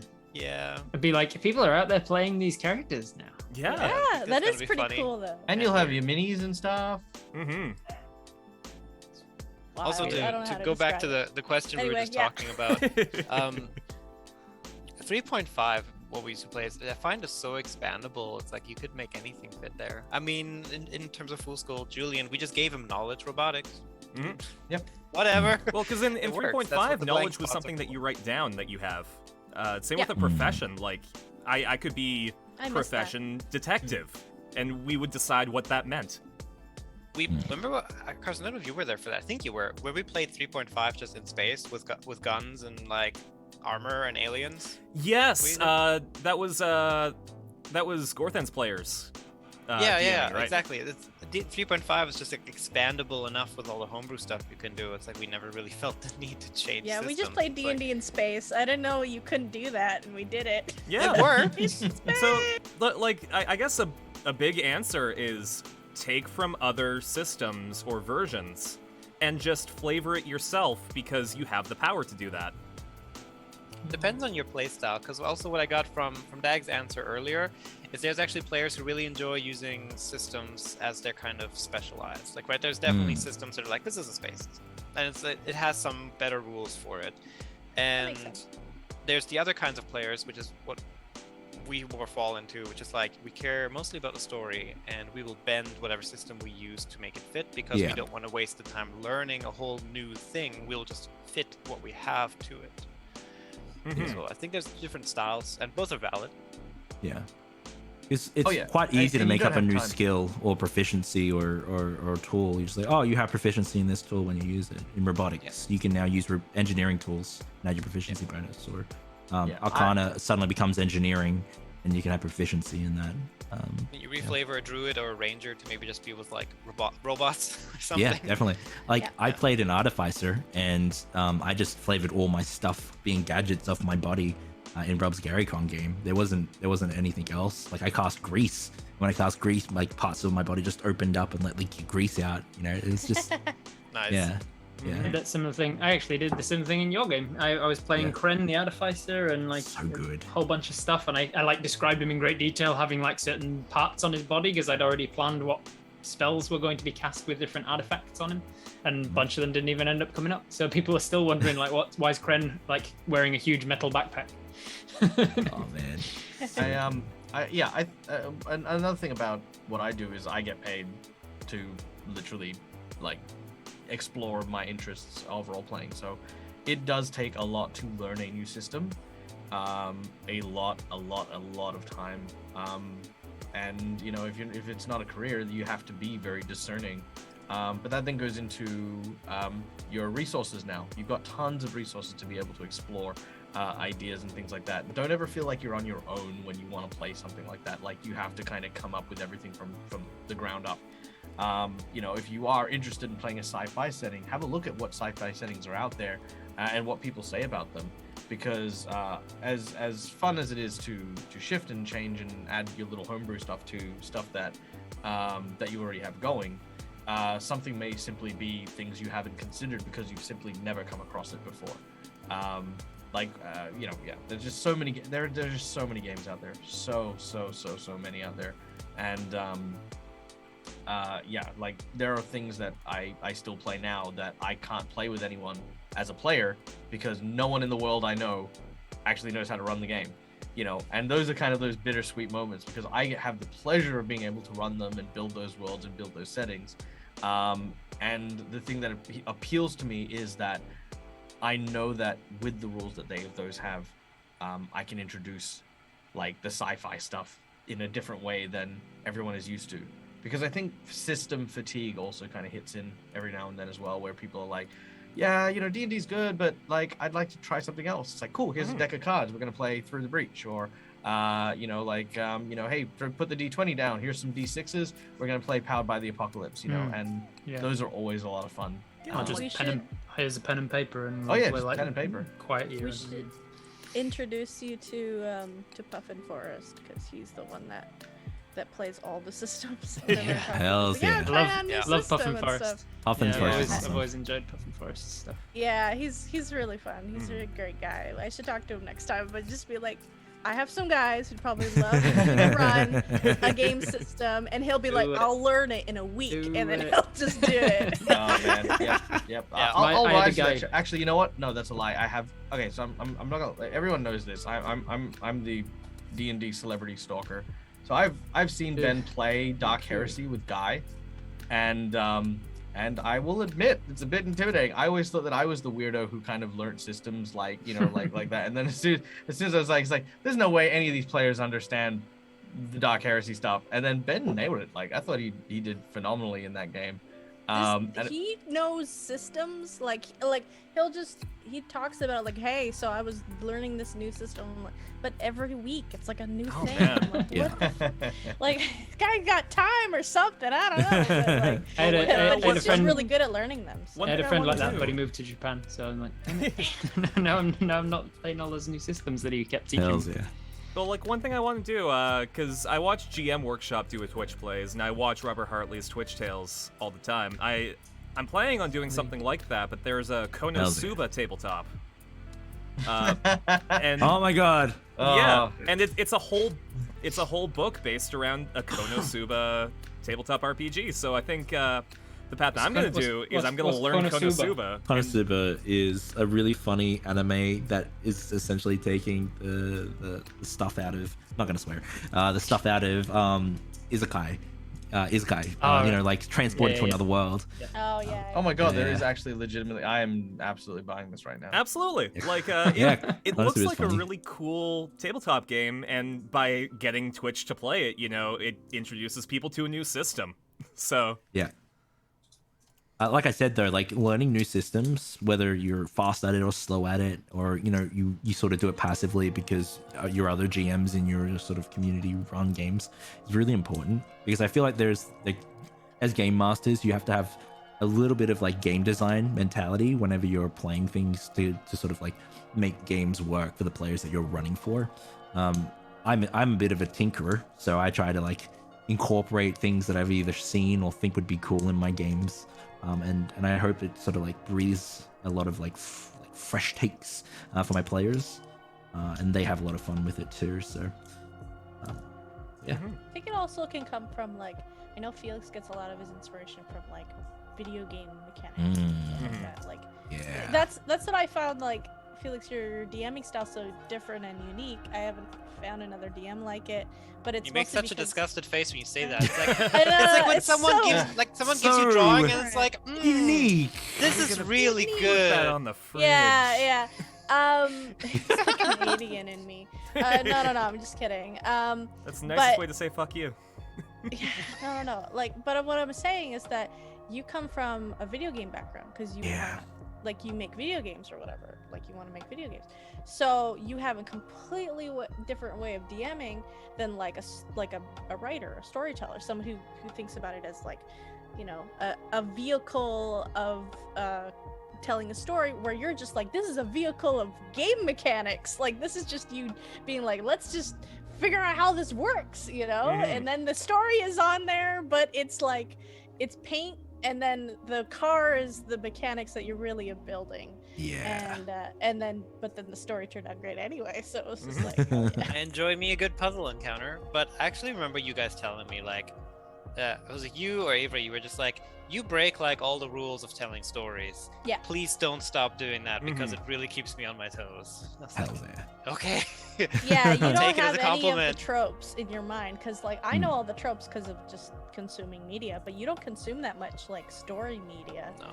So you're just like, I didn't know that was a trope, or I didn't know that wasn't a trope. You know, it's just like you just making things, and which is really cool. I really like that style because it's completely different than anything I've seen. So Hell As long as yeah. it works. So far, Yeah. people seem to like it. The word is love it, Emotional Felix. Yeah.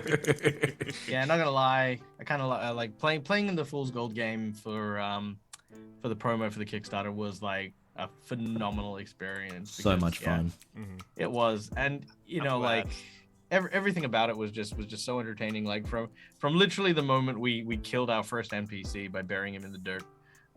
You know, Yeah. just That's for funny. no reason other than he was stopping no us from reason. going to a barbecue, which Well, I he feel was like you being had kind of a coming. He was a goblin. He was in the way.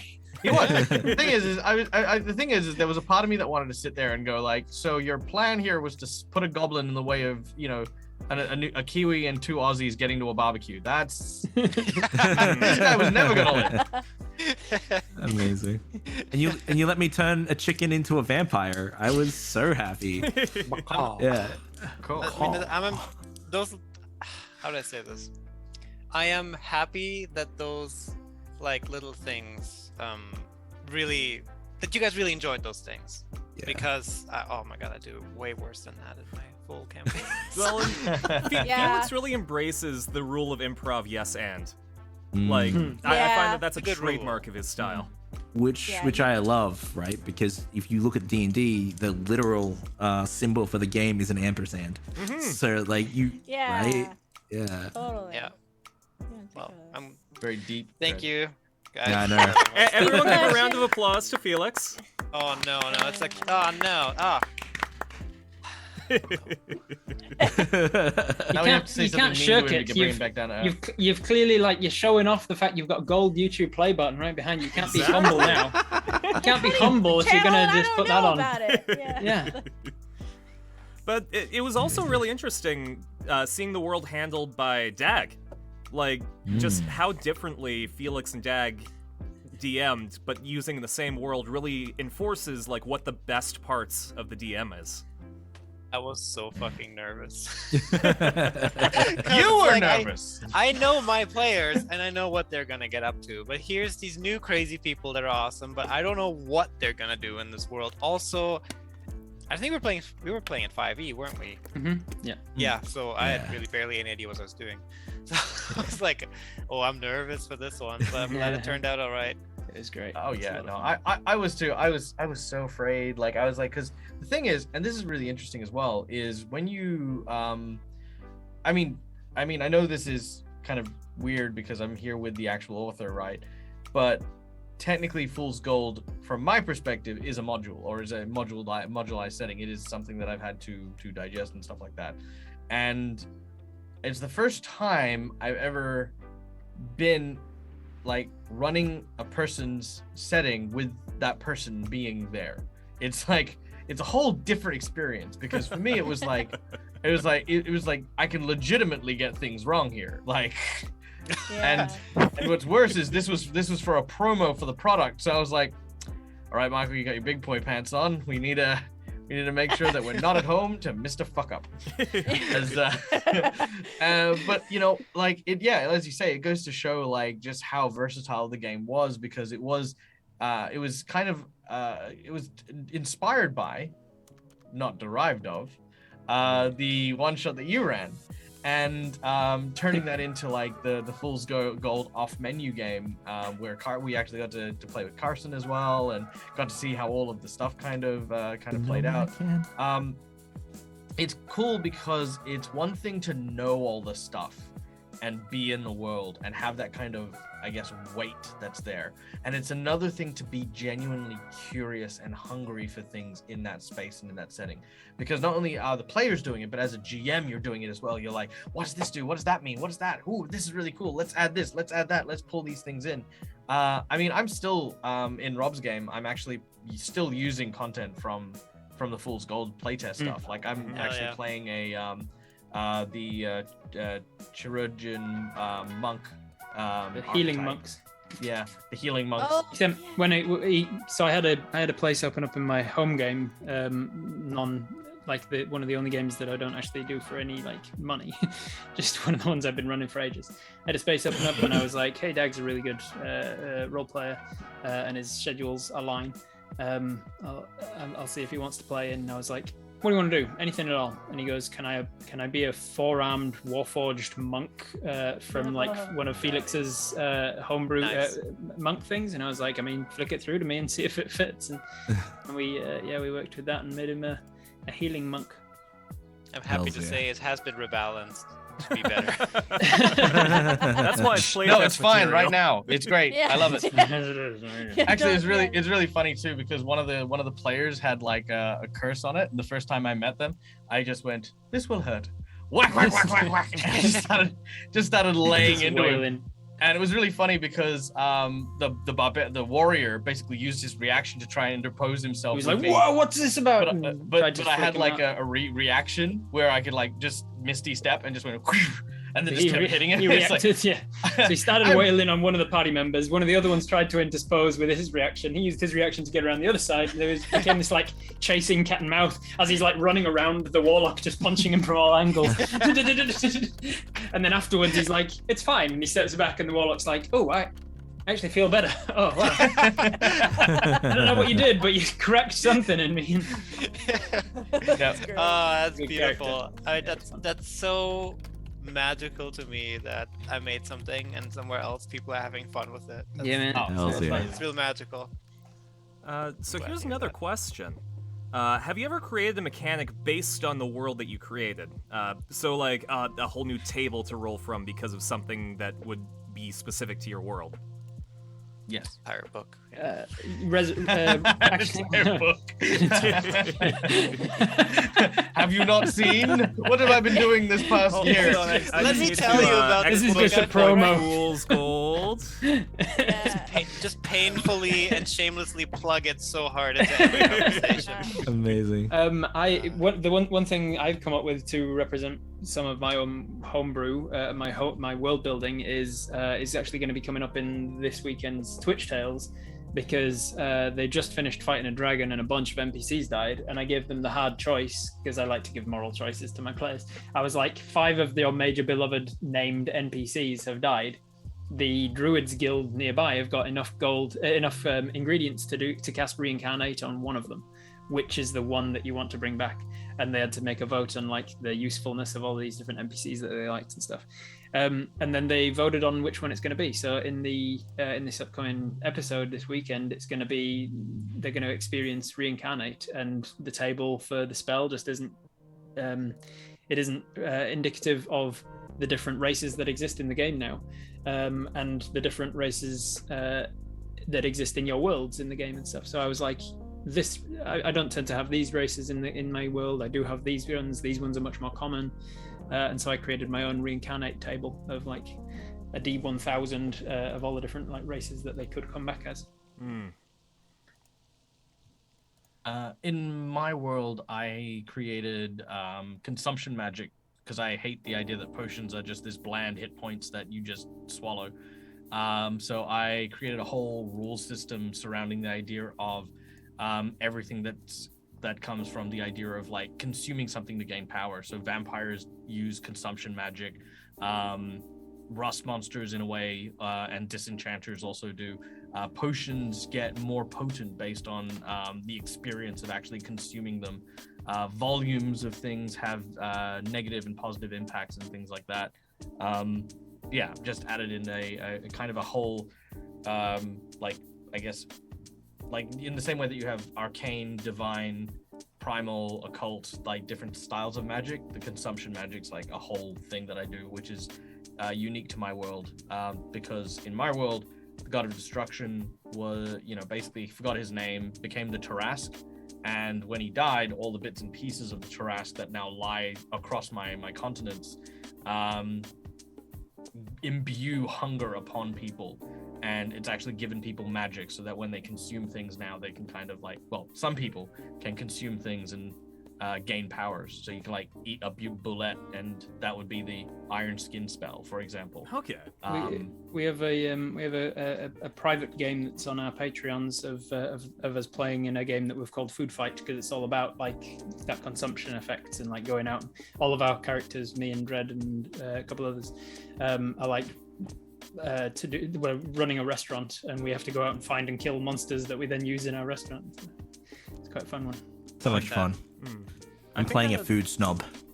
He's like a critic, but he also turns his nose up if people don't do their food artistically. Like, what are you trying to say with this meal? And he also speaks with the dead, so giving way to the idea of soul food, which I think is fun as well.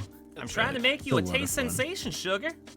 No, it's not just about taste. I need presentation. I need poetry in my food. It's wonderful because Quincy, in your mouth. Quincy from Quincy's Tavern fame are obviously using a lot of food and drink material into D&D as well, with his whole shtick is also in that game. So it's fantastic to play alongside people who really know and care about food, because if ever my partner's away, I'm eating beans on toast. That's all I got. So it's good to pretend like I'm a chef, and I'll get to a point of the improv where I'll just be like, in fact, he's here, my little undead chef guy, and I'll get to a point where I'll just be like, so cool. I'll have to improvise something, and I don't know enough about cookery to do it, so I'll just be like, and then I say some cooking jargon. Yeah, just add the word sous vide and you're fine. I think, Sabrina, you had a part of your world that was influenced enough to make a mechanic out of it, right? Like the downtime stuff for train travel? Yeah. Yeah, so there's trains in my world. It's real unique. I love trains. I just don't like travel that much, and I wanted a better way to do it.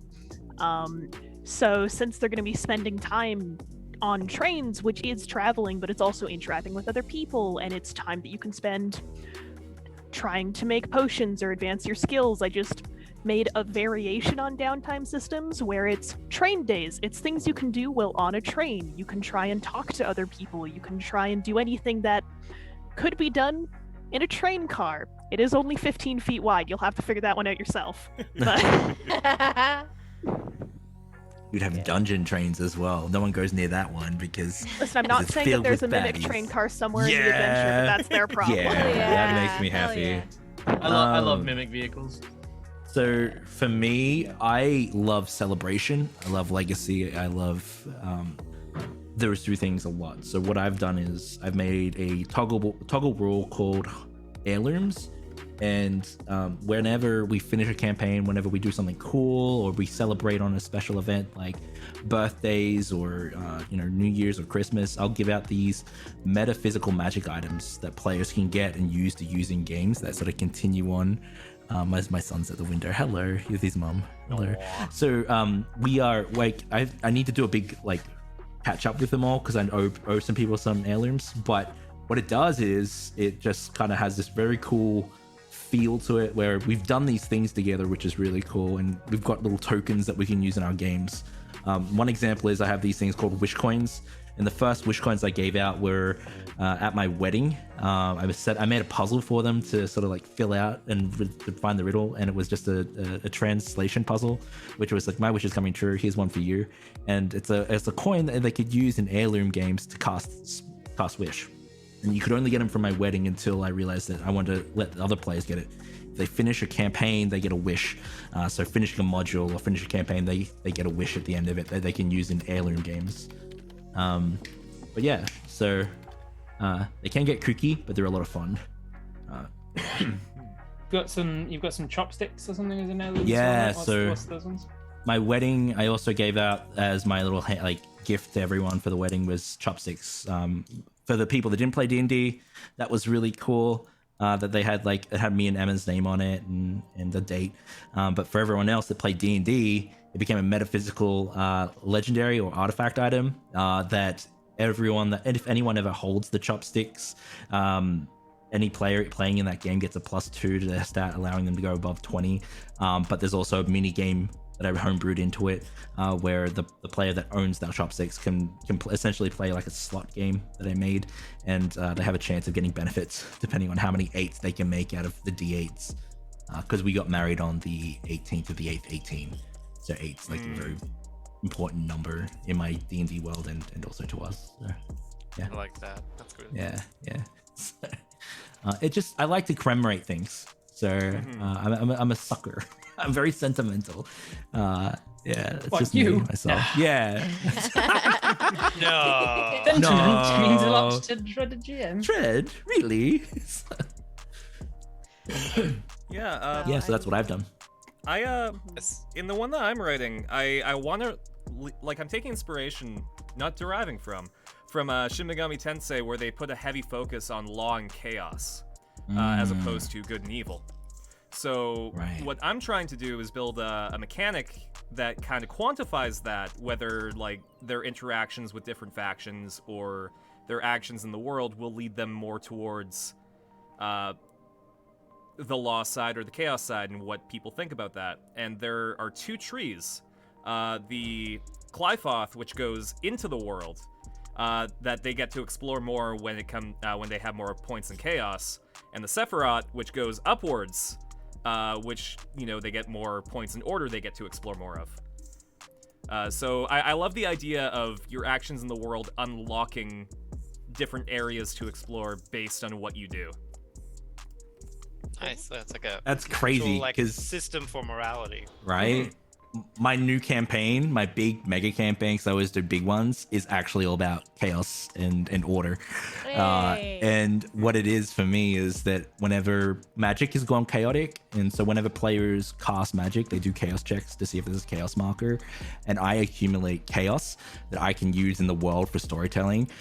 Or it could also there could be these things called chaos events in the world, or to them as well. So I roll a percentile now to see whether or not it happens here or if it happens in the world. But it's really fun.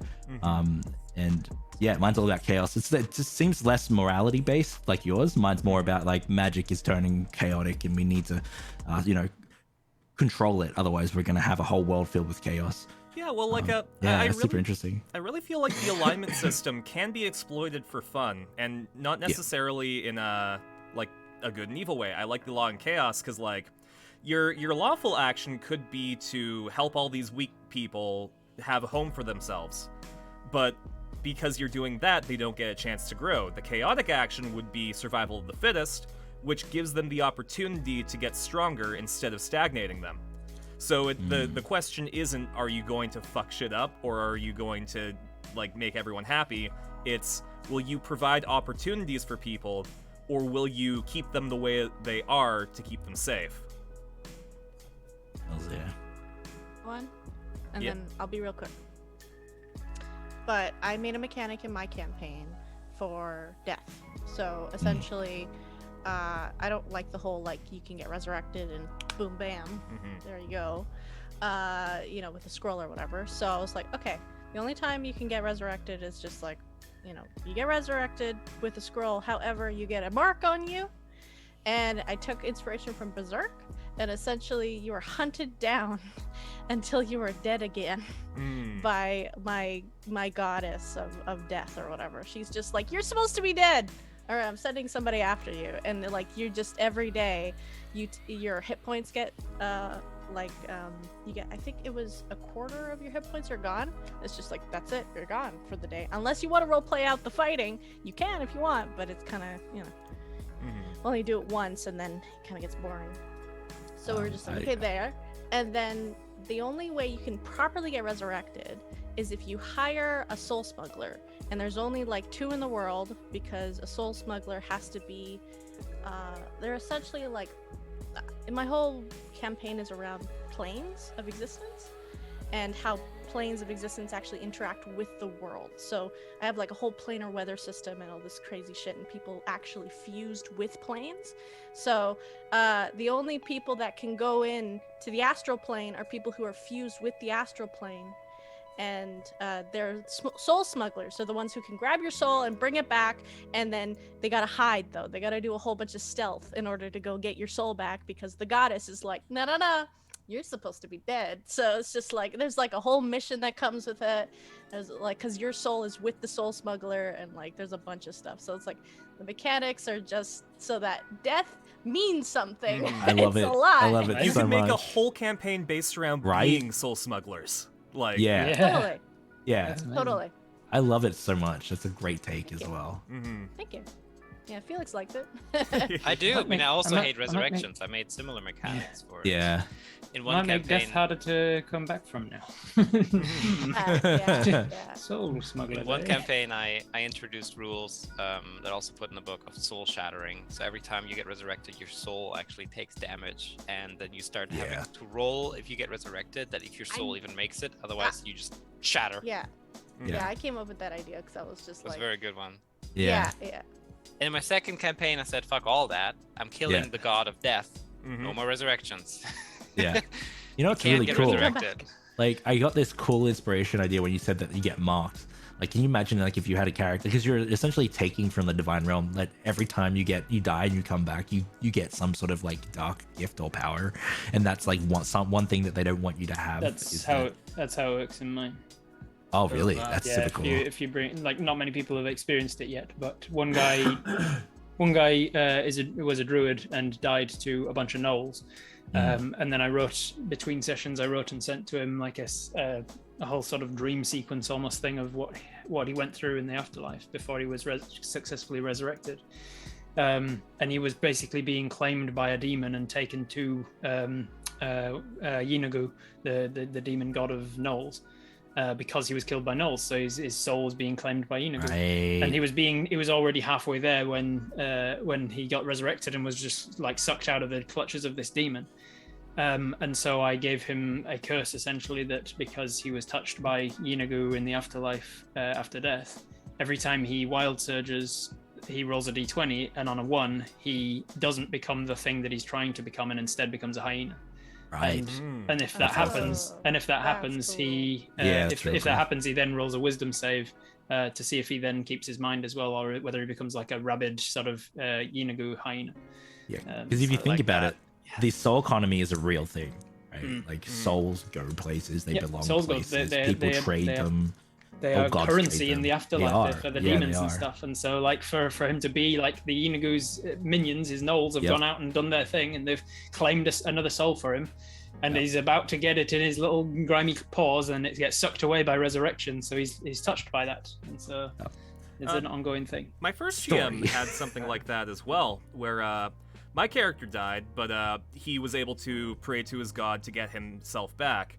But the catch was that, so I was playing a variant of the druid. It was a homebrew called Animal Leader, where you more focus on your animal companions as opposed to spells and such. So he had a whole, like, 4 mini bullets. I named them after the street sharks. And when he was pulled back from the brink of death, he would take on the traits of those mini bullets. And I believe the plan was that if he died too many times and got taken back, he would devolve into one. So I really like having that consequence when you specifically interact with a god, that you're touched by that. God's just Right. like, Mm-hmm. you take consequence. I kind of like Final Destination, the movie. So if you get resurrected, so in my world, death was a purpose, not necessarily a person. The way that it worked is the god of knowledge and magic basically turned around and said, "You know what sucks? All these souls lying about. I need a god of death. So who would treat death with reverence?" So he went down to the world where, you know, it was really, really early, so it was really only the elder races and stuff like that, of which there were the fairies. And there was a race of fairies, the bone fairies, who dealt with carrion and the dead and stuff like that. They were part of the ecosystem to help, the dead pass on. They basically removed bones and kind of left the meat to become fertilizer, blah, blah, blah, blah, blah. So the queen of the bone fairies was offered the seed of death, but she only accepted it if she could bring her people to the realm of death with her. And so tooth fairies, as they were, became grim reapers, which is so it's really funny because a lot of people talk about the grim reaper, and that's not you getting a little coin for your little tooth. It's no, the spirit of death is taking your remains away, and they'll come back for the rest of you later. And so it's actually really terrifying in my world. But anyway, if you do manage to get resurrected, the job of the reapers, because when you die, you kind of just go to where the realm, the afterlife. But if you escape, if you are pulled back, that's when the reapers come in. And every reaper kind of has this sense of someone who's been to the realm of death before, and you are then hounded by grim reapers until eventually either accidental or deliberate death takes you. Okay. Wow. I do like that, like, resurrection has a story, no matter where you put it in the world or how it applies. Like, I think the main idea is that, like, you want it to feel important, big, and it's not like, oh, it's a Tuesday, let's resurrect Tuesdays people that have. And you know what? That's another story too, though. To be honest, you could also do a story. It's like death isn't. You just do that as well, which is like a whole different setting. Yeah, change exactly. their mindset completely of death. Yeah. Like It's kind of like Altered Carbon, right? Yeah. Like you sort of like look at the like what mortality means, and if you take it away, suddenly it's like, well, No, I also love the idea that death is a little bit different. Like in my world, death isn't like terrifying. I mean, it is when I describe it the way I did, but she's actually quite kind, like, and very gentle. She loves people. She loves life. It's why she is in such reverence of it. And people aren't afraid of death. That's why when resurrection happens, it's not that she sends things out there to kill you, but it's like there's just this death omen that lingers on you until you return to the place that you come. And it could be that you've made a deal with like a god to be like, hey, keep the reapers off me, and I'll do your thing, and then I'll come join you when I'm done. And that could be an arrangement that's made. But the interesting thing is there's actually this very sad love story that goes with my death that I loved including, because I wanted to break down the stigma that death is like morbid and sad. So I had like the king of the fairies actually steal some of death's power, which is why fairies don't die.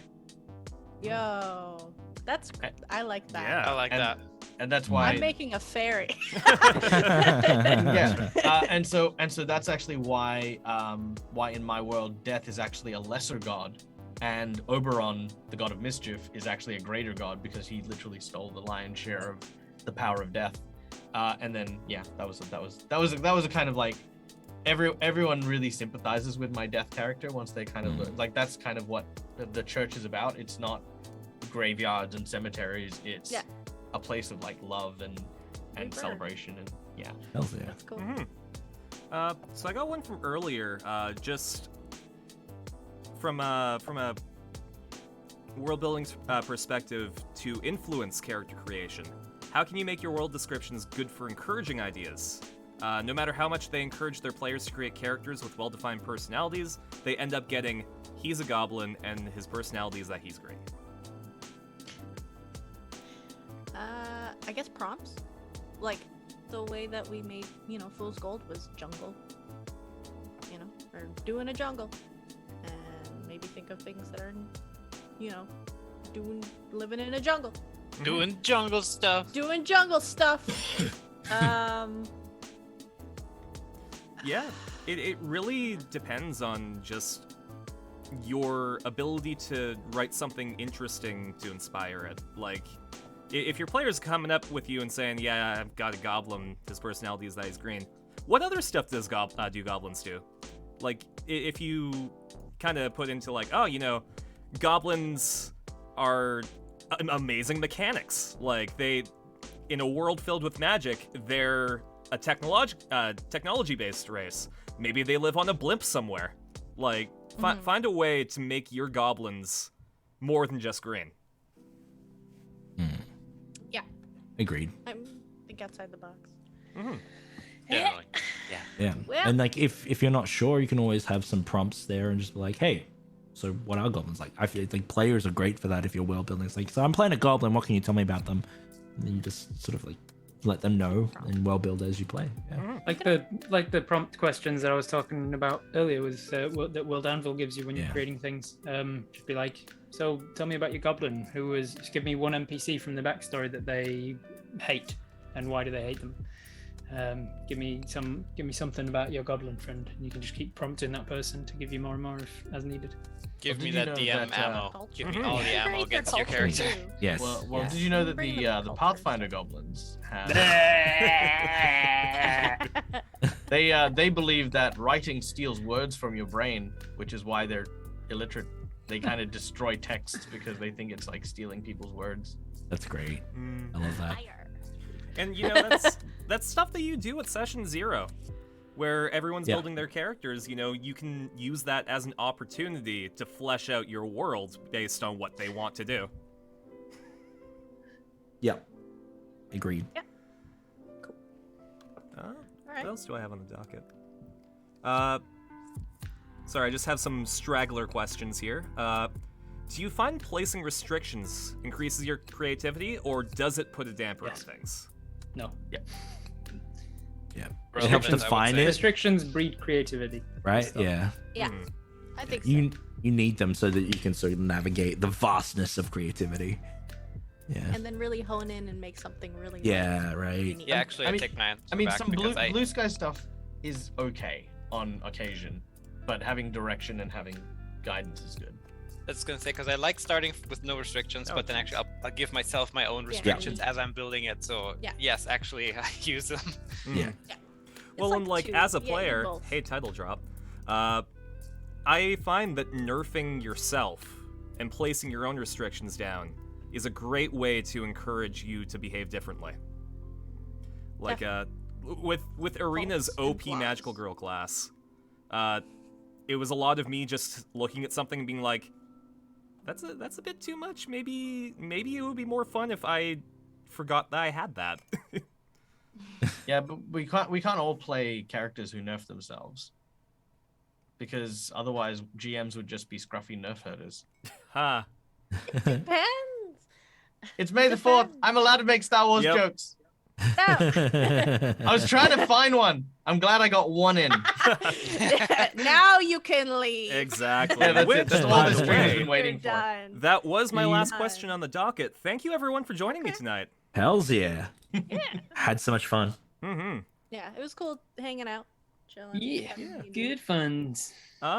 Is- While I look for somebody to raid, is there anything you guys want to pimp out at the end here? Well, actually, while you're looking for I someone think to raid, Felix, you didn't mention your book at all. Yeah, today. something about Didn't a I book. mention the book? wanna I mention- think there you was some mentioned that. book or something Hey going Felix, on. could you Oh. Yeah, type in book- exclamation point Fool's Gold into the chat? Oh, Yeah. I can do that. If you'd like to, yeah, there you go, book. Anyways. I've got plugs? I got a plug. In 2 days' time will be my second anniversary of streaming professionally. So Oh, hells yeah. Mazel tov. In honor of Congrats. that, thank you. In honor of that, I'm going to be with the chat. We're going to be coming up with a Wild Surge table together because there's only 50 items on the official Wild Magic Sorcerer table, crime. and really easy to get bored of them when you've played a sorcerer for too many times. So we're going to expand that out to 100 items. Everybody in the chat's going to get the chance to help me contribute to that. So be there for that stream this weekend. And then, as I say, the Twitch Tales is the continuation of the story, where you're going to get to see another randomized table as one of the NPCs gets reincarnated into a completely new race, and you'll get to see what kind of effects linger after death in my world. Hells yeah. We have a bunch of stuff coming up for Jasper's Game Day as Yeah. well. Not only are we running a massive marathon stream, which I'll tell you about in a sec, but we're also running individual games with charity seats available. So if you want to come play at one of our tables, you can head to a link. I'm not sure exactly where, and you can find our respective. The thing is that you won't be able to see who's who because it doesn't have pictures of us. It has pictures of the players there. Yeah. It's got us now. It's got us now. Has Okay, that cool. been fixed? Yeah. Has that been fixed? Okay, cool. You can bid on the seats and join our tables if you want. I think they're still at bargain prices in my opinion Yeah, man. as well. If you want to play D&D with us, you can do so and contribute the money to a good cause. Just 100%. Look it up. Yeah, 100%. The marathon stream is going to be a big 12-hour stream where we're all GMing and playing in each other's games, and it's almost like it's like I pass it on to the next person, then the next person passes it on to the next person, and we sort of rotate in that GM space, and it's going to be this like big sort of like epic saga sort of style game. I'm very excited for it. It's one of like the craziest games I'm ever going to be a part of, though. So, yeah. Hallmark. Oh yes, thank you. And coming up soon, I'm running in Hallmark, which is one of my homebrew settings. That is a plane of existence that is essentially all about celebration. So if there's some sort of celebration in the multiverse, you can find it in Hallmark, and we're going to be celebrating Mother's Day, which is really great. So if you want to come join us for that, it's going to be a lot of fun. I've named the project or the one shot Mothers of the Multiverse or Multiverse of Mothers or something like that. So it spells out mom. So come join us for that. It's going to be a lot of fun. And all the players that are playing in that are going to be moms. It's going to be really great. Oh, that's great. So, That's such a great idea. Yeah, right? Isn't it great? Yeah, I'm still well building it. So the Hallmark is really great for celebration streams. I haven't come up with my character for it yet, but I'm excited too. I think it's going to be great. I'm going to be sending more information about that to all the places very soon. Yeah. Hells yeah. All right. That's me. My name's Michael. I'm the Dead as a Gamer. I do Twitch streaming. Google me, you'll find me. They've pretty much covered all the special events, more or less. We have the Jasper's Game Week stuff. We've got the big Jasper's Game Week marathon, which is on the 13th at 7 p.m. Eastern Standard for you in America, and on the 14th at 7 a.m. Australian Western Standard Time for us in Australia. 12 hours, gonna be awesome, gonna be fun. Even if you don't don't go for the whole thing, each game is going to be standalone, which can then be watched as a whole thing, so that's going to be great. We've also got special guests showing up, including Guy Sklanders from How to Be a Great GM and Luke Gygax, who will be playing guest characters that come along, plus a secret special second guest who we are talking to. So yeah. But yes, there we go. And I'm also going to be on Quincy's Tavern as one of the regulars for the Lucky Griffin adventures on the 22nd for me, 21st for folks in the US, where I get to play Aki, a fire dancing sorcerer who is the biggest JoJo reference to Arena. Exciting. Literally inspired entirely by Arena. I made a character just to try and make Carson proud. Hells yeah. Then I'll be judging you. I'll have the score sheet. Do it. Scoreboard. Yeah, give me a scorecard. Yeah, you know, like the Olympics, you just hold up like how was that? Yep. Yeah. I'm gonna have 1 point for each part that you reference, so there's 8 out. Oh, I'm definitely gonna kick the crap out of some people. That's gonna be in there. That's a lot of Oris. But, that's true, but he's my favorite character. It looks like Perception Studios playing. They're done. Okay. It looks like there's a channel called Mimsalot. They're on episode 24, and their tag is Fixing the Scrap Bucket and Related Catastrophes, and that sounds amazing. Hells yeah. So let's raid them. Give them a big old shark attack from me. Catch me tomorrow at noon Pacific. I'll be playing some Guardians of the Galaxy. Thank you everyone so much for showing up and for hanging out with us. I will catch you guys later. See ya. Woo! Bye. Bye.